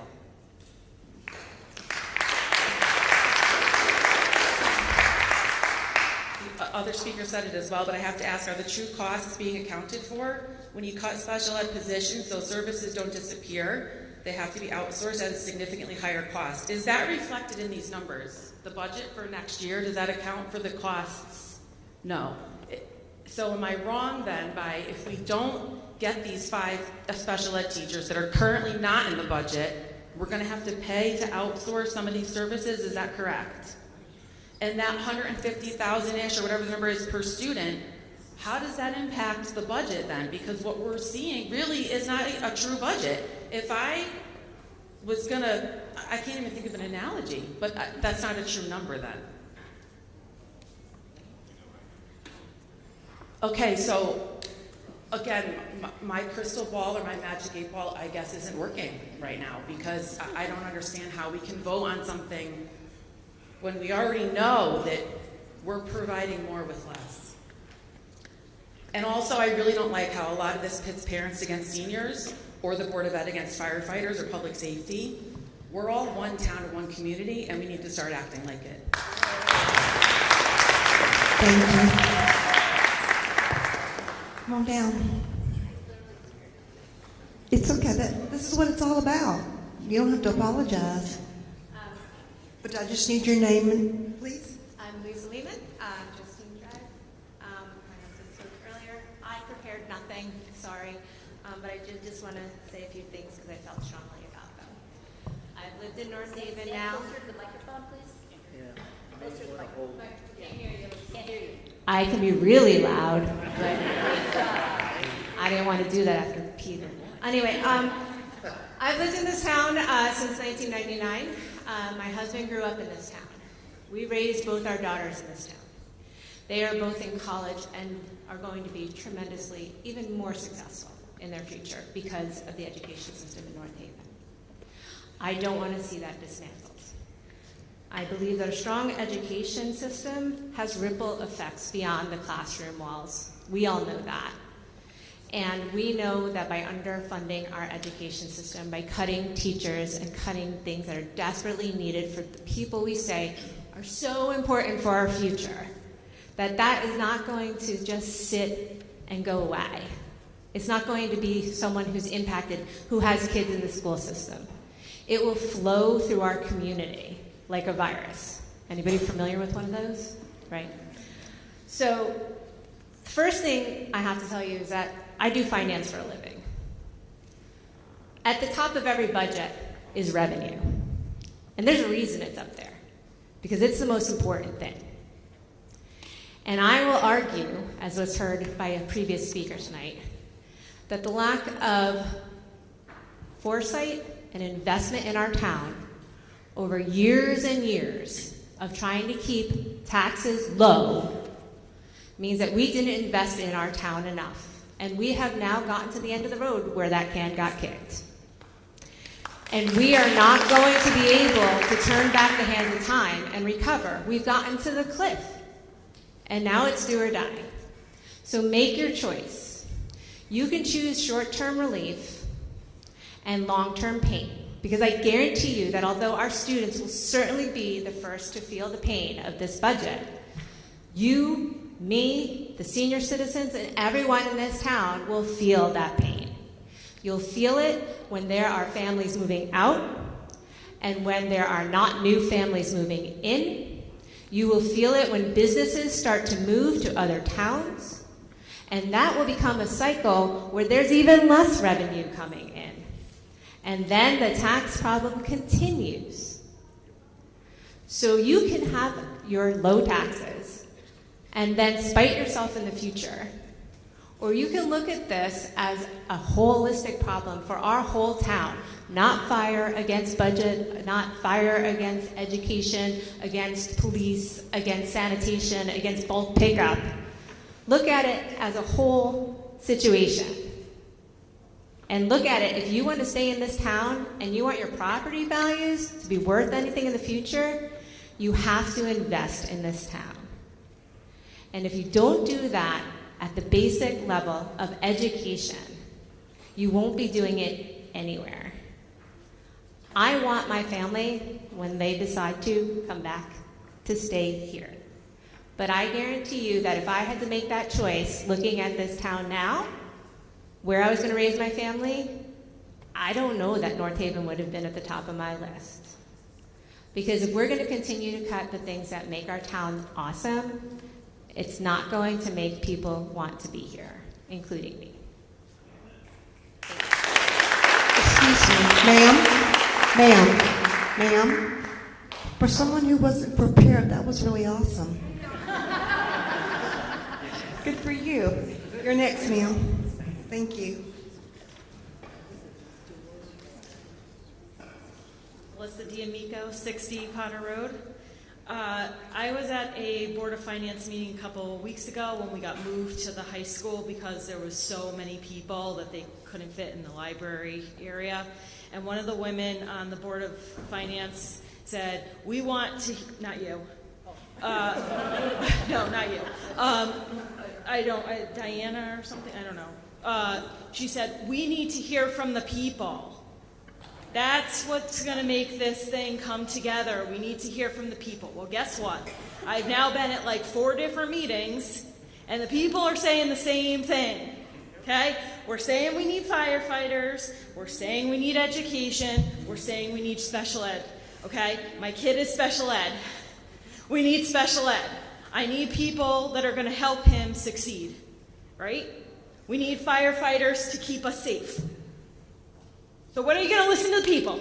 Just wondering, okay? We're all here.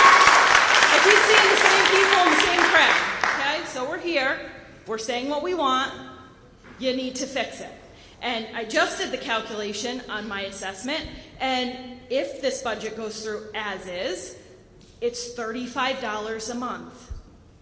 I'll just not go out to eat on a Friday night, and guess what? I just made up my money. Okay, so that means that I could not go out to eat 2 Fridays, and you could double the mill rate. Okay, that's all I'm going to say. Thank you, ma'am. Jenny?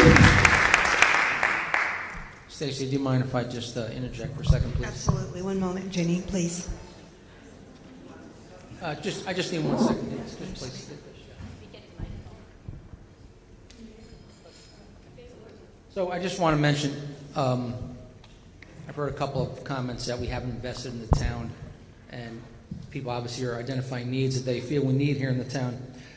I just want to point out that if you go back to 2024, the town's budget was $121,500,000. This budget would be $145 million. I think it's $400,000. So it's about a $24 million increase. It's about 16% over the period. So I'm happy to hear people's comments, and we can disagree or agree, by the way, on where the investment should be made. But I do want to point out we are definitely investing in this town. I hear what people are saying. I hear what they're saying about the Board of Ed. I'm hearing about the fire. But I just want to dispel the notion that we're not investing in the town. Please go ahead. Thank you. Go ahead, Jenny. Thank you.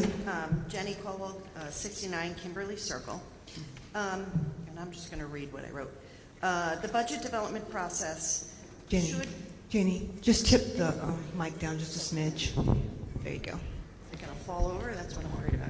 Oh, don't worry. I'll fix For it. short people? Okay. The budget development process should be an intentional reflection of the values and priorities for public service and for the community. As I've reviewed the proposed budget, I've kept this in mind. It has been said that North Haven has great services, and this is why taxes need to increase each year. Residents really love these services. I want to make it clear, as a resident of North Haven, having the ability to dump without any cost based on usage, bulk pickup without any cost based on usage, or having leaves picked up curbside are not services that I value or support. I would like to see the Board of Finance explore options that other towns currently incorporate. Dumping based on the cost of the weight of what you're dumping.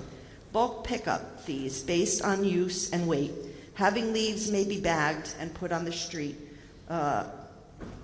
or paying for leaf pickup service. This could help reduce the tax burden on residents and have people pay for the services they use. If paying taxes should result in receiving the services. Here are the services I want, but currently don't have access to. A guarantee that when I call 911 due to an emergency, there will be a response within an appropriate time frame. As a resident of North Haven, my number one priority is to ensure that we have adequate funded public safety. The fire chief has been asking for additional firefighters for the past 4 years, even with data showing declining volunteers, overlapping calls, and delays in call times. Volunteer firehouses that are closed during the workday, the decision has been made to leave out additional personnel for the fire department year after year. For me, this service should be non-negotiable. I would like to see a library that has adequate funding so that our hours can be extended during the evening as well on the weekends. Our surrounding towns have hours that will allow working individuals to still access the library. This is a challenge in North Haven based on the limited budget the library is awarded each year. I would like to see a senior center that has enough staff to adequately provide services to the seniors, not only those who are retired, but also those who continue to work but would like to connect with other seniors in town. I would like to see more cultural arts programs in towns. We currently have the summer concerts, but there are many people in town who would like to be able to enjoy performing arts programs, visual arts programs. This can only be done if we create a budget that recognizes the needs of the community that has varying interests. And then finally, I would like to, I'm not able to support the current proposed budget, even with a significant tax increase. The services that I value are not included. It is not just the tax increase, but also where the money is being spent. As we have been told in the past, this budget is bare bones and only helps us maintain services. If this is the case this year, as it has been said in the past, budgetary increases will continue, and many people in town will not be able to afford to stay. So I'm hoping that the Board of Finance, and I've mentioned this on many occasions, that we can be a little bit more creative with financing as opposed to sort of following the same format as year after year, and look at how we can change the way we fund some of these services as opposed to just increasing taxes and cutting from the increases that the different departments are requesting. Thank you. Thank you. Hello.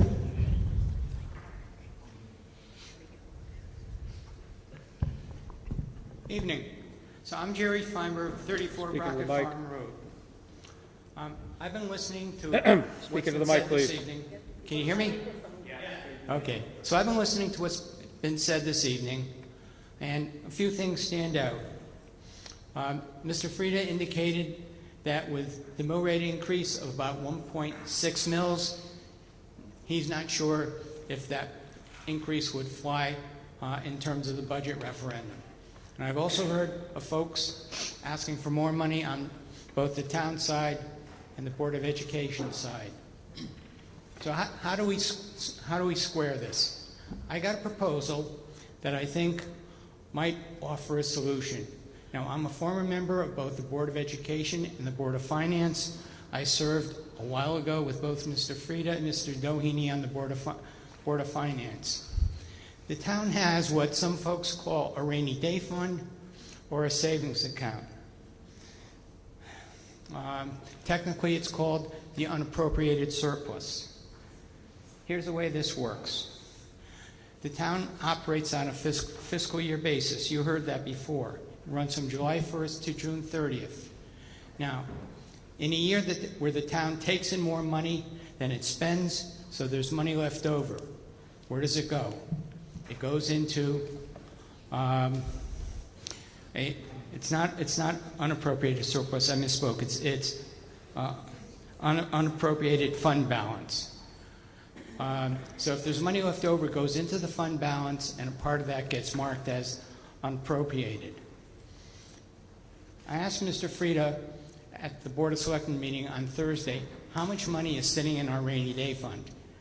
It's currently about $12 million. Now, how do we get there? You can look on the town's website, go to the Board of Finance's webpage, and look for Comprehensive Annual Financial Report. The most recent one that's there is for the period that ended June 30th of 2024. And at that time, the unappropriated fund balance was just a little bit less than $10 million. So we've gone from 10 million to 12 million. During that period of time, we got hit with the tax increase due to revaluation, which the administration chose not to phase in, and we also got hit with a substantial increase last year. So our unappropriated surplus has gone up about 20%, $2 million in the last couple of years at the same time that we've had these significant increases. So I think it's time that we take some of the money out of the rainy day fund and apply it toward the current year's budget. We've done that in the past. I think 2 years ago it was $500,000. The year before that it was a little over $1 million. This is not something that's unusual. Think about it. Let's say we took $3 million out of that unappropriated fund balance, reduce it from 12 to $9 million. What do we need that $9 million for? Stuff happens. We've been hit with tornadoes twice in recent memory, and it costs money to clean it up. There are bond rating agencies that inform the town that there's a certain percentage of our expenditures that they expect the fund balance to equal. Mr. Fried had indicated it's about 15%. Currently, it's a little bit over 8%. Just think, what would it take for us to get to that 15% figure? We don't almost have to double what the surplus, what the unappropriated fund balance is right now, which would be equal to about 3 or 4 mils. That's unreasonable. Folks, we pay our bills. I don't know if there's anybody here or in town who can remember the last time that the town of North Haven went into default. From my perspective, as far as these bond rating agencies are concerned, if there's no possibility that we're going to miss a payment and we've got enough money to take care of the typical things that could go wrong, 30 seconds. we can take money out of the surplus, so out of the fund balance. Is my time up? You have 30 seconds. Okay, so let me wrap it up. If we take, let's say, 3 mil out, we can cut the tax increase to, I think, less than $1 mil. The magic number, according to Mr. Doheny, if the budget goes down, would be about a $0.5 mil cut. Let's not go through referendum after referendum. We had 5 referenda at one point in the early 50s. Let's do the responsible thing. Let's make this budget saleable, put the money in that people are asking for, use the money from the unappropriated fund balance, and hopefully get the budget passed. It's not a magic bullet. We're still going to have to pay the bills, but it's a way around. Thank you. Stacy, Yes. give me 1 second. One moment. Jerry, You can come on up, but we're just going to have him I just speak. wanted to clarify some numbers. Right now, the town's unappropriated fund balance is about 10.8 million, not 12, which represents about 8.45% of our budget, which basically means we have enough extra cash to pay a month's worth of bills. And if we did use surplus, when we do go to rating calls or auditors do look at our books, they're basically telling us we're budgeting for a deficit. Thank you. Thank you, ma'am. Come on up.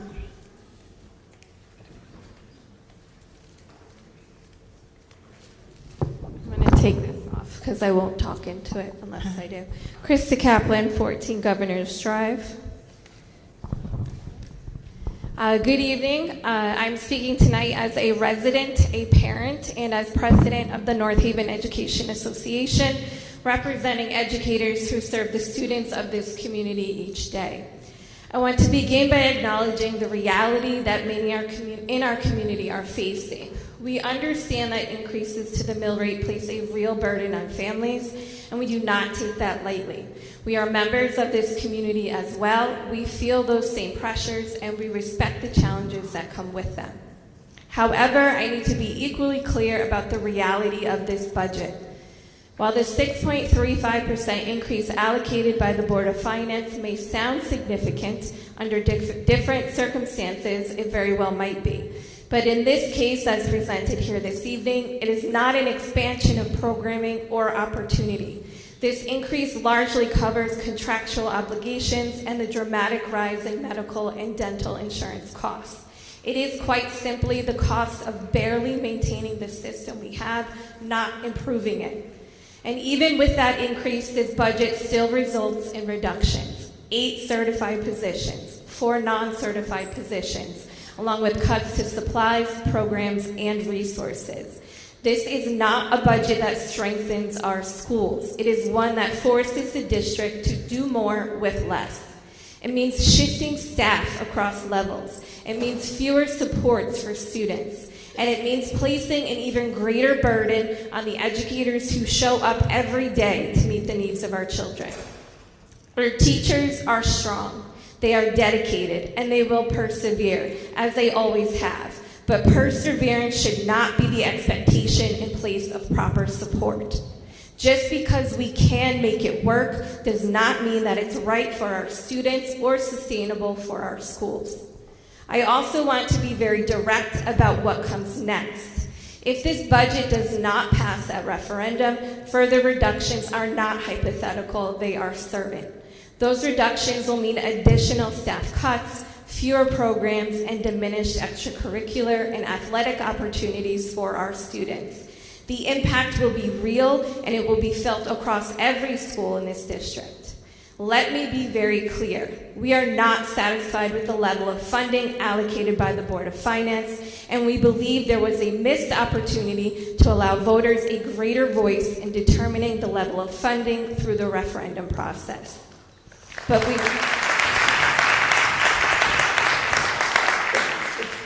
we must also be realistic about where we are today. This budget cannot withstand further reductions without causing significant harm to the quality of education this town provides, both now and in the future. That is why we are asking for your support. We need this community to come together, to show up, to stay informed, and to speak up. The Board of Finance openly admitted they cannot recall a time they've increased funding following this meeting. Well, we forced a few firsts this year already. Let's push the envelope a little bit further. Flood the board and Mr. Frieda with emails. Flood the phone lines. Request to see an adequate increase for our schools and for our town's first responders. Our students deserve stability. Our firefighters and our officers deserve stability. They deserve opportunity, and they deserve a community that stands behind them. At the end of the day, this is about the kind of town we choose to be. And as Mr. Frieda mentioned today, we have a town meeting form of government. Our system is based on us, the people. And the authority of the Board of Finance is not absolute. They are not supposed to be the final decision makers. We are. The board is designed to recommend, not decide unilaterally. I lost my place. At the end of the day, I know I said that this is about us, and it's about whether we are willing to invest in the students sitting in our classrooms and the men and women who run into danger on our behalf, and about our future of our community. Thank you. Thank you.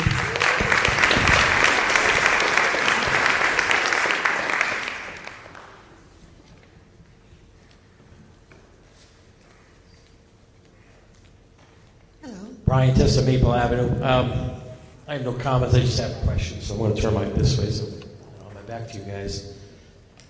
On the town side, at the last Board of Finance meeting, Mr. Hallahan said the Amazon tax deal has expired. They're now paying full 100% of the taxes.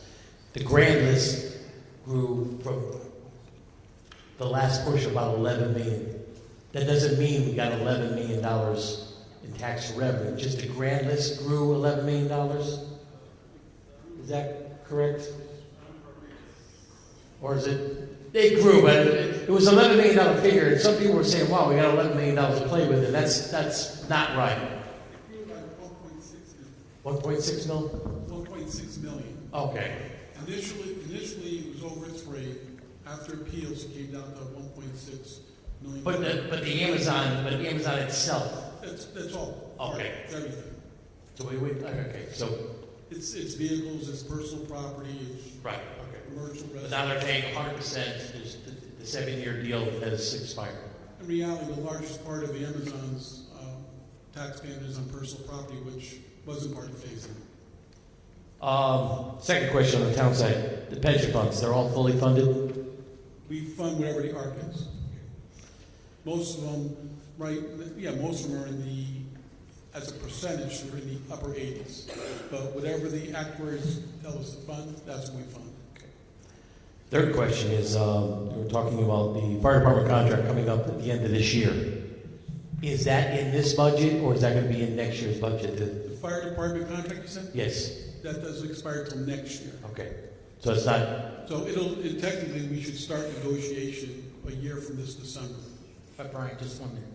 We always include in the budget an estimate of the increase for any contract that has it. That's the contract that's being negotiated now. Actually, I'm starting it Thursday. Is Public Works. That was my point. Yeah, Public Works is the only one that's due right now. The next year is fire. And the last question, and it's more of a Board of Ed thing, but it was on the town side.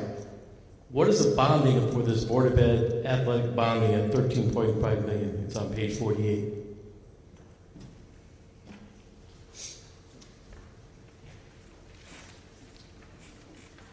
It was kind of hard to hear your question. Can you repeat that?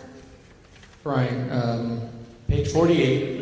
Page 48, it's a 5-year capital plan, is that what you're talking about? Yes, it's Board of Ed athletic bonding for $13.5 million. Did I read that right?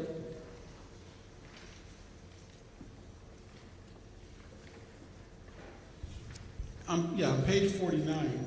Or 49, okay. Yeah, the Board of Finance, just like the town, every department gives a 5-year plan, the Board of Ed gives a 5-year plan. Okay, so that $13.5 million is going to go to some of my Board of Ed questions. That's including the $1.2 million every year for the middle school roofs. That's part of the 5-year plan. I don't see the 13. Roofs on there, to tell you the truth. I saw that somewhere that It says replace the roof, Clintonville here, Rich. Oh, yeah.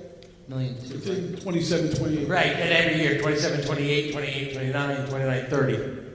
So that's part of that 13.5? The 5-year projection? I'm not sure where you're seeing 13. I see 11. Okay, I might have written it down wrong. I just saw this bonding thing. It's like, why are we bonding now? None of this is for bonding. This is just a lot of what's put on. Just so everyone knows, a lot of what's put on the 5-year plan, and we basically give all departments, including Board of Ed, a wide range to put whatever your heart can possibly desire, because a lot of times grants may become available. And one of the conditions is that it's on our 5-year plan. So we try to cover as many bases as we can, so if a grant should pop up, we have something we can point to and say, yeah, here it is, we have it. Give us the money. All right, now hopefully I got time. Board of Ed questions, and I'll try to do them quick. Why is there a difference, or what is the difference on the town side when there's unused money, it's called a surplus, but on the Board of Ed side, it's called unappropriated funds or unspent funds? And where does it go? Maybe I can answer. No, basically what we did years ago was we told the Board of Ed, if you have a surplus, don't spend it for the sake of spending it. They called it different things at the time. Right now it's called a non-lapsing fund. And the money was basically put in that fund so they can use it for future capital requests. There were some comments made, and maybe I'm talking a little off side, but there were some comments made about the Board of Ed surpluses. They had a $200,000, they had a $300,000 surplus. Well, in a $70 million budget or a $67 million budget, $200,000 or $300,000 isn't anything. So, for the sake of just not wasting money, put it aside, we'll put it in a non-lapsing account, and we'll make things work. So that fund, there is a line with those funds being. There is a place those funds go. Unfortunately, last year before, they had some extensive expenses which basically wiped a lot of those funds out. But it's always been the town's position, and I'm kind of speaking for Michael a little bit. We wanted to set up a reserve account for them, which they could use when they had capital expense or something unforeseen came up. The Board of Ed has control over it. The Board of Finance is made aware of it. We work well together.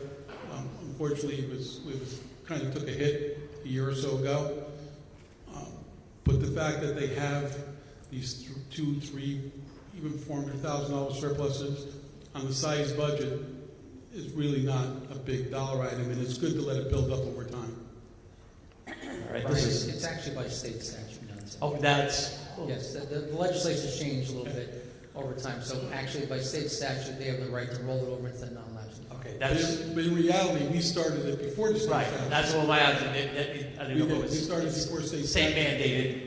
Sooner or later, the state usually catches up with Mike Frieda, and they kind of make things fall in line. For our superintendent, how many out-of-district students come to North Haven and we service? And then the second part of that question is, are we getting paid for those students from other towns coming to school here? Because I saw that we're suing New Haven for $500,000, and I know that's going through its court system. So, but how many students, how many different districts are using our school system, and are we getting paid for it?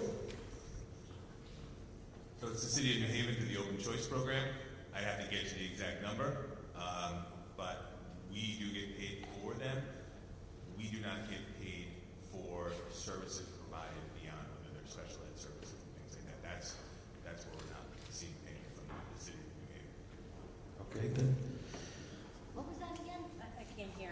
Yeah, it's very. Yes.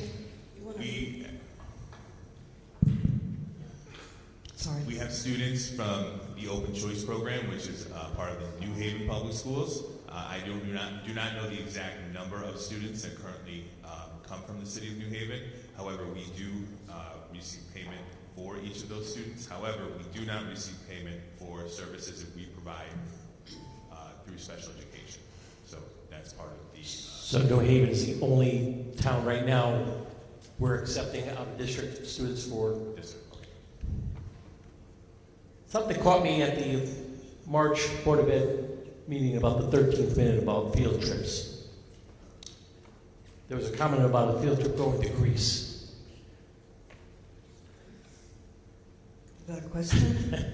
Yeah, that seems a little, the optics that we're fighting tooth pennies for, and then we have somebody discussing about a field trip going to Greece. Thank you for that question, Brian. I want to just respond to that. Any field trip that's brought up, we listen with an open ear to our teachers, who are always looking with great vision to provide new learning opportunities for our students. But they do have to be brought before the Board of Education for approval, quite frankly. That happens through formal approval process. That was just a discussion. That is not in our operating budget at this time. That has not been approved at this time. 30 seconds, Mr. Jessica. All right, I'll do these last two real quick. Why are there 3 high school assistant principals and 2 middle school principals at the cost of approximately $766,000 a year? And I didn't know North Haven Education had a chief operating officer at $171,000 a year. What does he do or she do, and why? We'll dance with this one a little bit, only because Patrick will take the chief operating one, and I'll speak to the administrator. Okay. I didn't know. One more question: is it mandated for these assistant principals? So currently, we have 2 high school assistant principals, not 3. We did reduce after the budget last year, and we do have 2 at the middle school. They are absolutely viable for making sure the day-to-day operation happens. Everything from planning, scheduling, student discipline, teacher support. We are commensurate currently with districts of our size with administrators, but I can tell you those each one of those individuals is vital to the day-to-day operations of our building. 1 This is the chief operating officer. That's why. Don't take it insulting. I'm not picking on you. I've been in business a long time, and I didn't know an education department had a CEO. So prior to the creation of that role, there was a director of everything: transportation, finance, personnel, facilities. And when that person departed, we revamped to have a finance manager and a chief operating officer, which handles all those items that I just mentioned before. Okay. So it's similar to the town setup of Mr. Monaco and St. Bridget's. That's basically the explanation I was looking for. Thank you. Yeah. Thank you. Who would like to speak? Okay.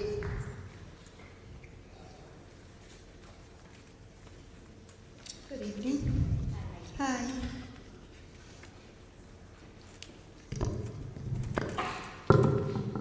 Sue Benvenuti. Can we come down there and adjust it? You got it. Okay. You got it. Okay. Sue Benvenuti, Bassett Road. I wasn't going to speak today, but you all brought me up here. Okay, you went through no tax increases for 3 years. Well, we still managed to run our schools and our town. And then we went through 2 years of large tax increases, and we still managed to run the town. And then we went through this great extreme increase last year with the overrated assessments. And here we are again. I don't understand why we keep doing this. I don't understand why, if you can keep things at one level, then all of a sudden things are like jumping. You know, the schools have managed to improve with the rating, I believe it said in the math at 4 and the rating in the reading at 5. I mean, I don't know what we're looking for, okay? I understand whatever this district thing is that you talk about, that you went down from 15 to down to 20. But if you're still teaching your kids 6 years worth at least, I've been graduating from here and getting great educations, and now all of a sudden we have issues. Okay, first of all, I'm going to let you know a couple things. I am in favor of those 5 special ed positions. I am in favor of the 4 fire department hires, which I believe we are well overdue in. I don't understand why our schools are not getting the funding from the state that they deserve. I have seen constantly that we're under granted. I don't know what the money's coming from. But instead of the 15% we're supposed to be getting, we're getting 8. Well, hello, where are our state representatives? We have 2. Are they standing up for us? No. Why are we not going for that state money we belong to have? That should be here. I don't understand this. You know, I have no problem. I will pay the taxes. All right? When I retired in 2018, my taxes was $5,200 a year. Well, guess what? I took a cut in pay, and then last year my taxes were just over $9,000. I live in the exact same house with the exact same number of people living there. Hello. I don't want the concerts cut. I don't want what is here for leaf pickup cut. When I was physically able to do the leaves, I did them. And you know what? That was a plus, to be able to get them up to the street, and that was it. I don't want even the bulk pickup cut. We already cut that down. Remember we used to be able to put it out every single week? Now we could put it out twice a year. And that's fine. But curb it. Make sure those people that are putting out building supplies, I mean, I saw Blakesley Avenue today, and there's windows and there's siding, and I'm like, no. But we're not penalizing these people. We have to penalize the people that are doing this. You know, I mean, if it's a service we're going to take away, then why are we taking it away? What is left for a senior citizen here? I'm sorry. Yeah, I get to go to the senior center. Okay? I play cards, I do exercise, I do all I can do there. But you know, we should have more. You know, I don't think we want to cut those concerts, and I don't think you want to cut the leaf pickup or the bulk pickup. And I really would love that special ed, those 5 special ed positions put back, and the 4 firemen. Thank you. Yes, ma'am.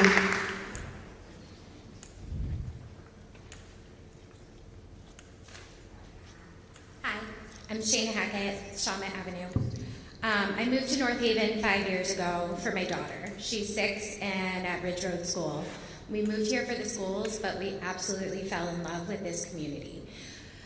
I have been asked for Mr. Frida, all the people who are up on the stage and in the audience, please, please, listen to your constituents. So many people have gotten up in front of this room tonight and told you what they want. Stop putting parents against seniors, against firefighters, against public safety. It's enough. Go back to the drawing board, listen to what people of the town are telling you and what we want and what we value. I support public education. I support public safety. Restore the funding to make sure our schools and our fire department are staffed appropriately. And let the people of the town of North Haven decide. Thank you.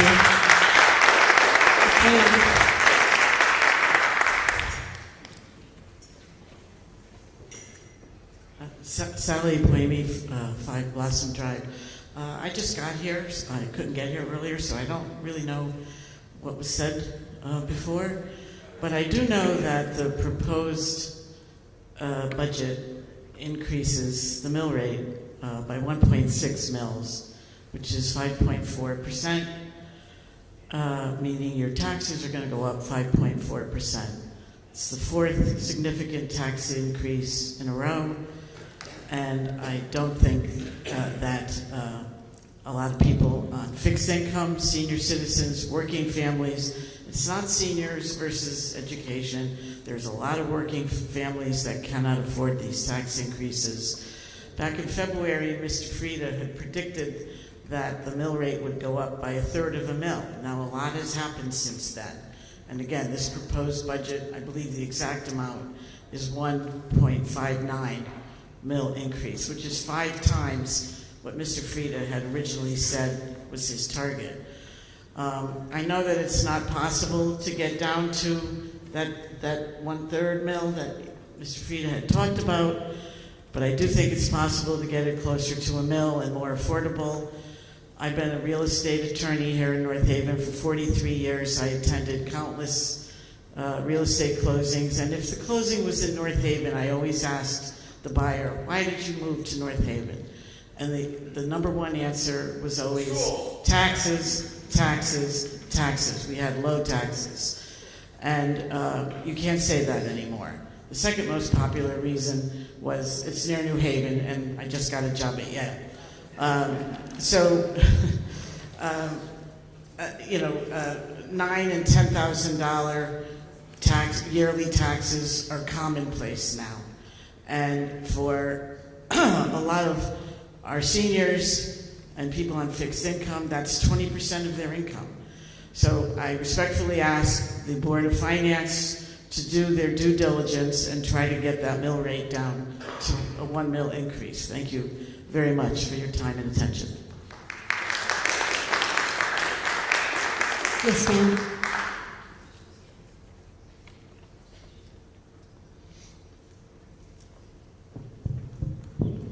Good evening, everyone. My name is Nancy Barrett. I live at 1 Crestview Drive. I am a member of the Board of Finance, but I'm not here in that capacity this evening.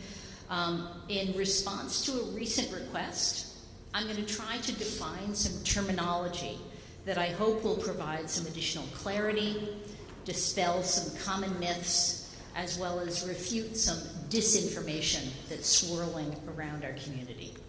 Now, Mr. Frida mentioned the misuse of the term cut, as in budget cut. Now, this term refers to a reduction in funding that reduces services. Now, we certainly are seeing that in some communities here in Connecticut, communities that are flat funding or reducing below the current budget dollars, so the same dollar amount 2 years in a row. In some cases, they're even reducing the amount of funding. But Mr. Frida confirmed that every year the town government operating budget and the Board of Ed budget are higher year over year. And all scenarios considered for the 26-27 Board of Ed budget included percent increases that exceeded inflation. The proposed 26-27 Board of Ed budget is $4.3 million larger than the current BOE budget, and as Mr. Stirk indicated, that can be achieved without eliminating any of the programs that many of you heard might be on the chopping block. So I'd also like to clarify that reducing one proposed percent increase, such as 9.95, to a lower percentage increase is also not a cut. That is what's referred to as a reduction to the increase. Now I'd like to define vacancy savings. This is a term that refers to realized dollars or savings when a budgeted position is not filled. So for example, we had some trouble actually filling our assistant town engineer position. So that was budgeted, and yet we weren't spending the dollars because we couldn't find someone. Eventually we did, thankfully. We're also struggling to find a replacement town assessor. Those are budgeted positions. Until they are filled, those represent savings. The North Haven High School had 3 assistant principals budgeted in the current fiscal year budget. The 3rd assistant principal resigned his position at the beginning of this fiscal year, and that position was not then filled, but it was still funded. So that represents $150,000 savings, just as an example.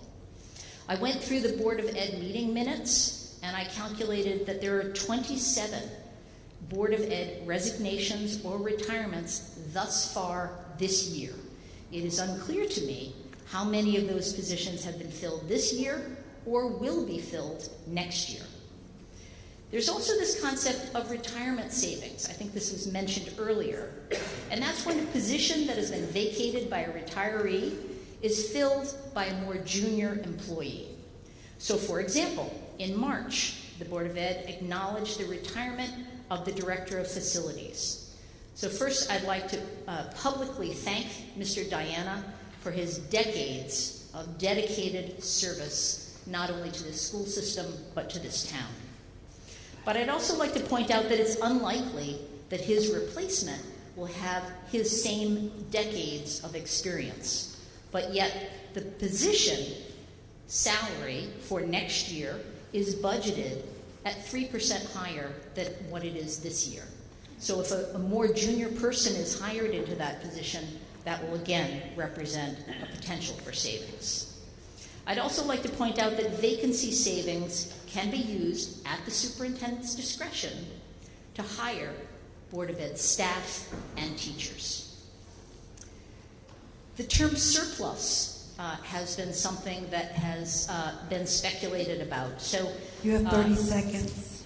So I would encourage you all to check out the December 9th, 2021 Board of Ed meeting, in which our town finance manager, Howard Wardlaw, refers to it as unexpended money, and he also confirmed the $1 million Board of Ed surplus that was transferred into 3 reserve accounts, but not spent in that year. There's also a myth that the increase in Board of Ed budgets will increase teacher salaries. These are dictated by the union contracts, and the teachers can confirm that they certainly did not get a 7% increase this year. The takeaway from the April 2nd Board of Ed special meeting is that the Board of Ed unanimously approved this particular budget. Thank you for your time.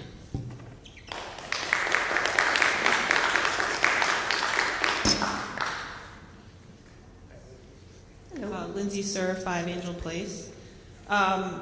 Before I get to the comments that I was going to say, I just want to refute the last speaker's comments.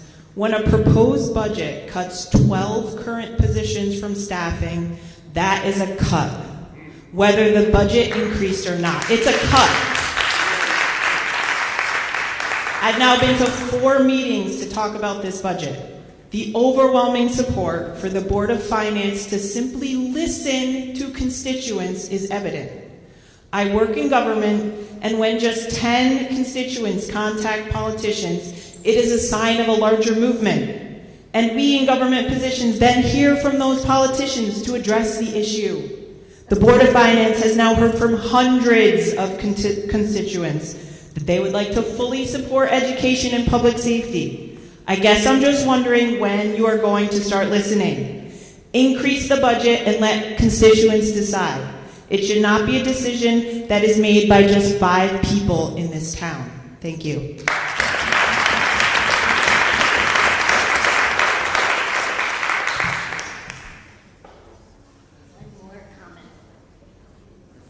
We're here all night. You take your time. Well, you take your 5 minutes. But, Tobias Wood, Arrowhead Road. We're all dealing with this now. We'll wait and see. You have 4 elementary schools, 4 new ones that they want to build soon. Sit tight and watch your dollars.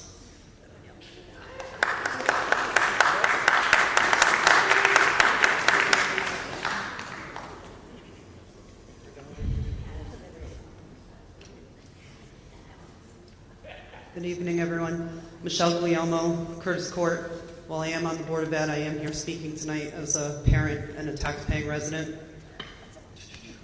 I am here tonight to express my support for restoring funds to the current budget proposal.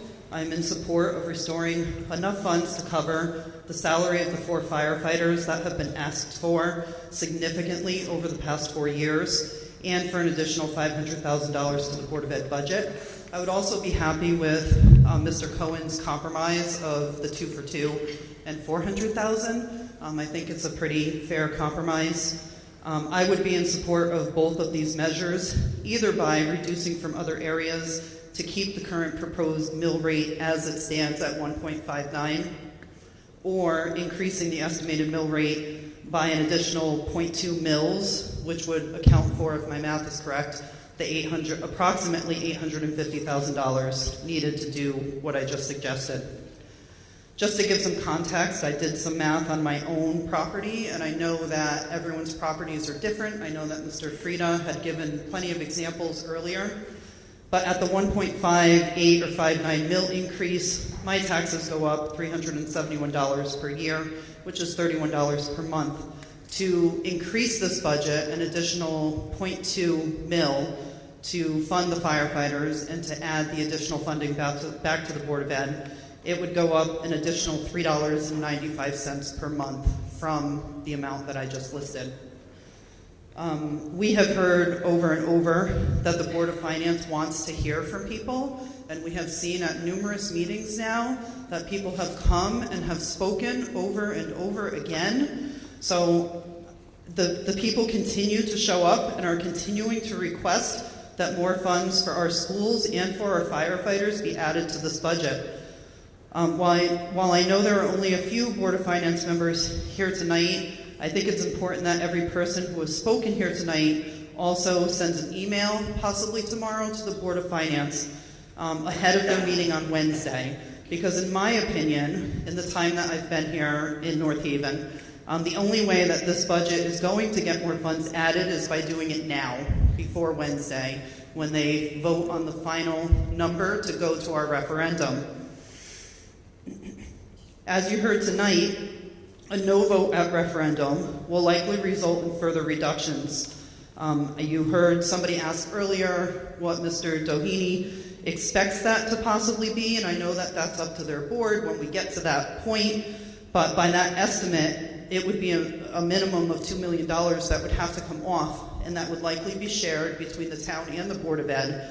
And I know for a fact that the Board of Ed cannot endure another $1 million off of where we currently stand. It will be devastating. So while I'm here to ask for the Board of Finance to restore funds on Wednesday before we go to referendum, I'm also here to ask that if for some reason that doesn't happen, that the residents do vote yes on this budget so that we don't endure further reductions, whatever you want to call them. I know that technically it's an increase, but as you heard the superintendent of schools say, that it's, I think, $2,000 besides for what we need in order to cover the contractual increases and the medical and dental insurance that is causing most of this increase. So yeah, that's what I have to say. Thank you. Thank you. Are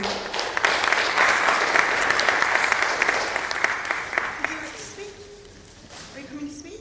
Okay, great.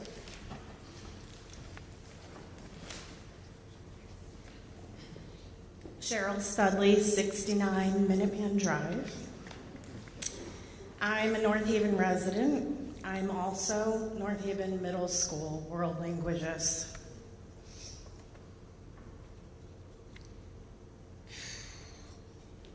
I'm not going to tell you that my 3 boys went to North Haven schools, all took Spanish all the way up, and already are beginning to see the importance of it in today's world, not just for traveling, but everywhere they go. Languages are a safe space for many students to be creative and turn into superhumans who can be helpful members of their community and global citizens. I'm also not going to tell you that I finally found the place where I'm supposed to be, and I planned for this to be my forever job. I'm also not going to tell you that I'm really good at what I do. And Mr. Stirk saw that the day he chose me. From the letters that I was advised to request from my administrators and my department coordinator, I am valued, and we all are. I'm sending well-prepared Spanish students to the high school, and they have also personally contacted me to tell me so. Last week, some of them showed up at the workshop to show support.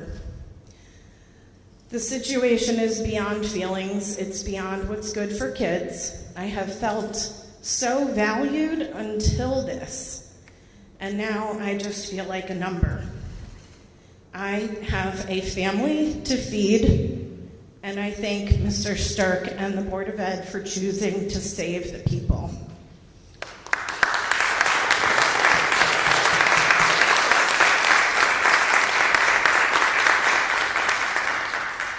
Would anyone else like to speak? Mr. Criscola, are you looking to speak again? Yes, I am. Okay, un momento. Anyone else? Because he's already spoken, so I have to make sure everybody else has had their first try. Going once, going twice. Okay, Mr. Criscola. Thank you very much. 5 more minutes. Again, Peter Criscola. Just have a couple of things to add. First, I appreciate that Mary White and my dear friend Dave Cohen about doing the 2 for 2 or to split it. I'm not in favor of that. It does not help us. Okay? It's putting a Band-Aid on heart surgery. It does not help us. And I'm not going to go against another union body, whether it be the police or Public Works. I'm not going to ask them to give up something, Public Works, so we can have something. I'm not going to ask the PD to give up something. We have 2 officers in the back of the room. They got here in a vehicle. They did not walk. So they need their vehicles. If the chief needs something, he doesn't arbitrarily just say, I want it. He needs it for a reason. So does the superintendent of schools. So does the Department of Public Works superintendent. He doesn't just ask for things. If he asks for it, he needs it. Police need it. Fire chief needs it. You put 2 firefighters on, you can't man any piece of apparatus. We go out short now. The engine of the FAPA should have a minimum of 4. We go out with 3. We should have 4. So putting 2 firefighters on really doesn't help. It gives us an extra set of hand on 2 shifts. We put 1 on one shift, 1 on another shift. It's not the cure-all. That's number 1. Number 2, if we put on the 4, and I know Mr. Monaco knows the numbers a lot better than I do, and so does Tim. I don't have all the percentages and everything else. But let me ask you a question. It's $160,000 per firefighter approximately? Without equipment? No, what equipment? Just the man himself. No, the man and the equipment. 160. No equipment, 165. Their equipment. It's 6,000. It's 6,000. Turnout gear is 6,000. Turnout gear, I think, is more than 6. No, it's $6,000 last year. I don't know what it is this year. Okay, so let's say it's 175 out the door. So that's 600 for 4 firefighters. How much did we pay in overtime last year that we have some of our firefighters working 3 trips? So I know they're not getting the extra medical, but they're paying the overtime. They're paying 1.5 times. So if you take some of that money out, and you put that towards hiring new firefighters, we don't need to take a reduction of 2 firefighters. We could go ahead with the 4, take that overtime money and put it back into new healthy firefighters. not killing our guys. You're wearing our guys out. I hate to say this, but we lost 3 firefighters under 55 years old in 36 months. What do you think? Not good. They're overworked, they're overstressed. People say, well, you don't have that many fire calls. No, you're right. We have a lot of medical calls. But at 3 o'clock in the morning when you're sound asleep, have somebody tap you on the shoulder and flick the lights in your bedroom and sound off an alarm. In less than 120 seconds, you're in the apparatus rolling off the apron. And then have somebody call up on the radio and say, engine 1, it was a mistake, false alarm, go back. Your heart rate is still pumping. It doesn't stop pumping for another 3 hours. So they need their rest too. Like I said, some are working 3 tricks. That's a lot of overtime. Financially and deprivation of rest and sleep. And also, we said that you've never seen a budget where it came out higher than we went in before the Board of Finance ruled on it. Well, we're supposed to be a town that tells the Board of Finance what we want. It's open government.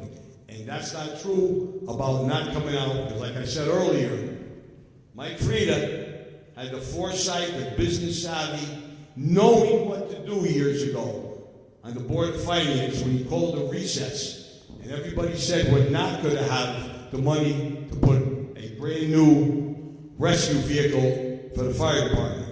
Mike Frieda got it passed. 30 seconds, Mr. Priscilla. Listen, we need this. It will be a travesty if we do not put the firefighters on, the 4 firefighters. And again, I will not go after any other department to take from them to give to us. I'm a 100% union guy. I'm the only commissioner in the state of Connecticut that's union endorsed locally, statewide, and by the international in Washington. So I'm not going against any union guy. Thank you very much. Mrs. McGrady? Hi.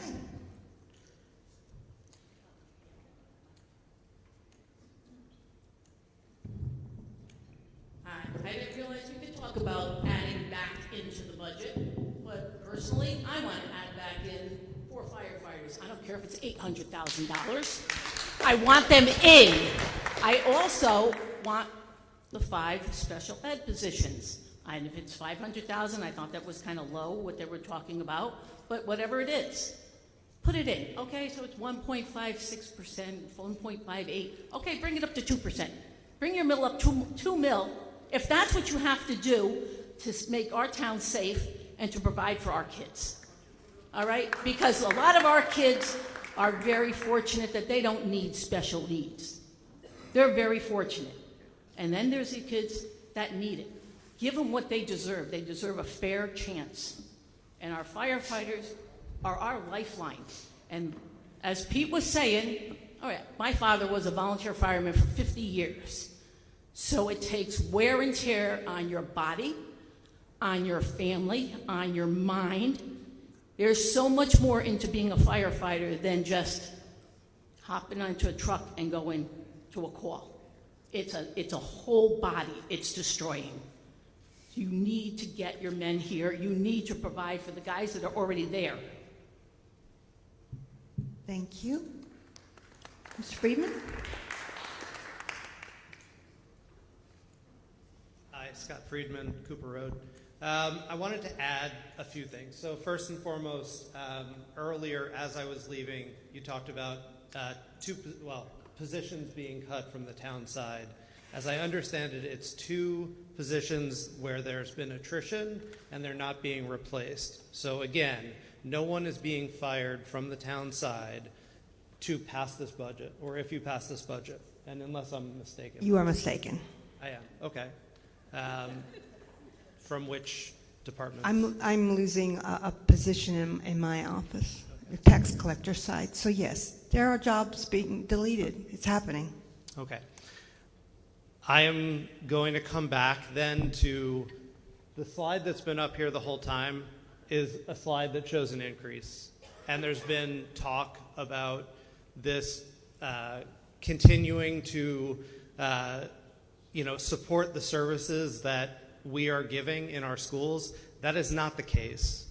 At the moment, we're losing 5 special ed teachers that are needed to run programs that we already have and we've committed to students for. We are losing 8 teachers who are retiring and not being replaced. We are losing an additional, 4 non-certified teachers. These are teachers, these are classrooms that will not have teachers. These are other teachers who are going to be moved around. This is not a stasis budget. And I want to make a really clear point because I've been at every one of these budget meetings for the last 5 years. This was a foregone conclusion when you started rating the medical insurance reserve fund from the teachers. I want to make it really, really, really clear. This increase is not out of nowhere. We talked about it the last 2 years. We had the actuarial required amount of funds in a medical insurance reserve fund at the Board of Ed, and for 2 years in a row, or maybe it's 2 over 3 years, we rated that fund in order to balance the budget, once during the budget cycle and once after the first budget failed. But what happened this past year is that parents showed up. They were maligned for months afterwards by Board of Finance and at the time Board of Selectmen members. But they were maligned for showing up for a popsicle party. And do you know what I saw when I walked onto the green that day? I saw our community coming together to support our teachers, to support our students, and we need to continue doing that. We cannot take 12 teachers out of these schools, not replacing them or letting them go. And at this point, we need 4 firefighters. We need the additional firefighters so that we don't have a ton of overtime pay. I've watched this in Hamden. Part of the reason that Hamden is suffering tax-wise is because they're paying overtime to existing employees who are then working, that overtime instead of hiring the new people. We need to, it's not a matter of not spending money. Everything is more expensive now. There is no doubt about it. I pay more for every service I get. I pay more for my house. I pay more. But we need, in this town, to support education. Our taxes stay low in part artificially. Brandy Mandato made a great point earlier about how we need vision driving the budget, not caps. And I think somebody else said that we need more money coming in from the state. There is absolutely no doubt that our first selectman has been up in Hartford talking to the state about raising the ECS cost amount. They are artificially lowering the amount of money they're sending to towns, and they're putting us in a really bad position. But we don't have to do that. 30 seconds. For effectively $5 to $7 per month per household, we can fund the 4 firefighters, and we can fund the teachers that we're cutting from these schools. And I urge you to vote yes if we don't see more, but ultimately to push the Board of Finance, and I really hope you're listening, to push the Board of Finance, the Director of Finance, and the First Selectman to restore the budget requests so that we have good public safety and good public schools. Thank you. Thank you very much. Would anyone else like to speak? Now is the time. This is your time. If you're here and you want to say something, come on up. Going once, going twice. Okay, so as a reminder, this is the end of the public hearing, and the next meeting on the budget will be the Board of Finance. Then we will have the annual budget town meeting in May, along with the budget referendum. Thank you very much for coming out tonight, participating. Good evening.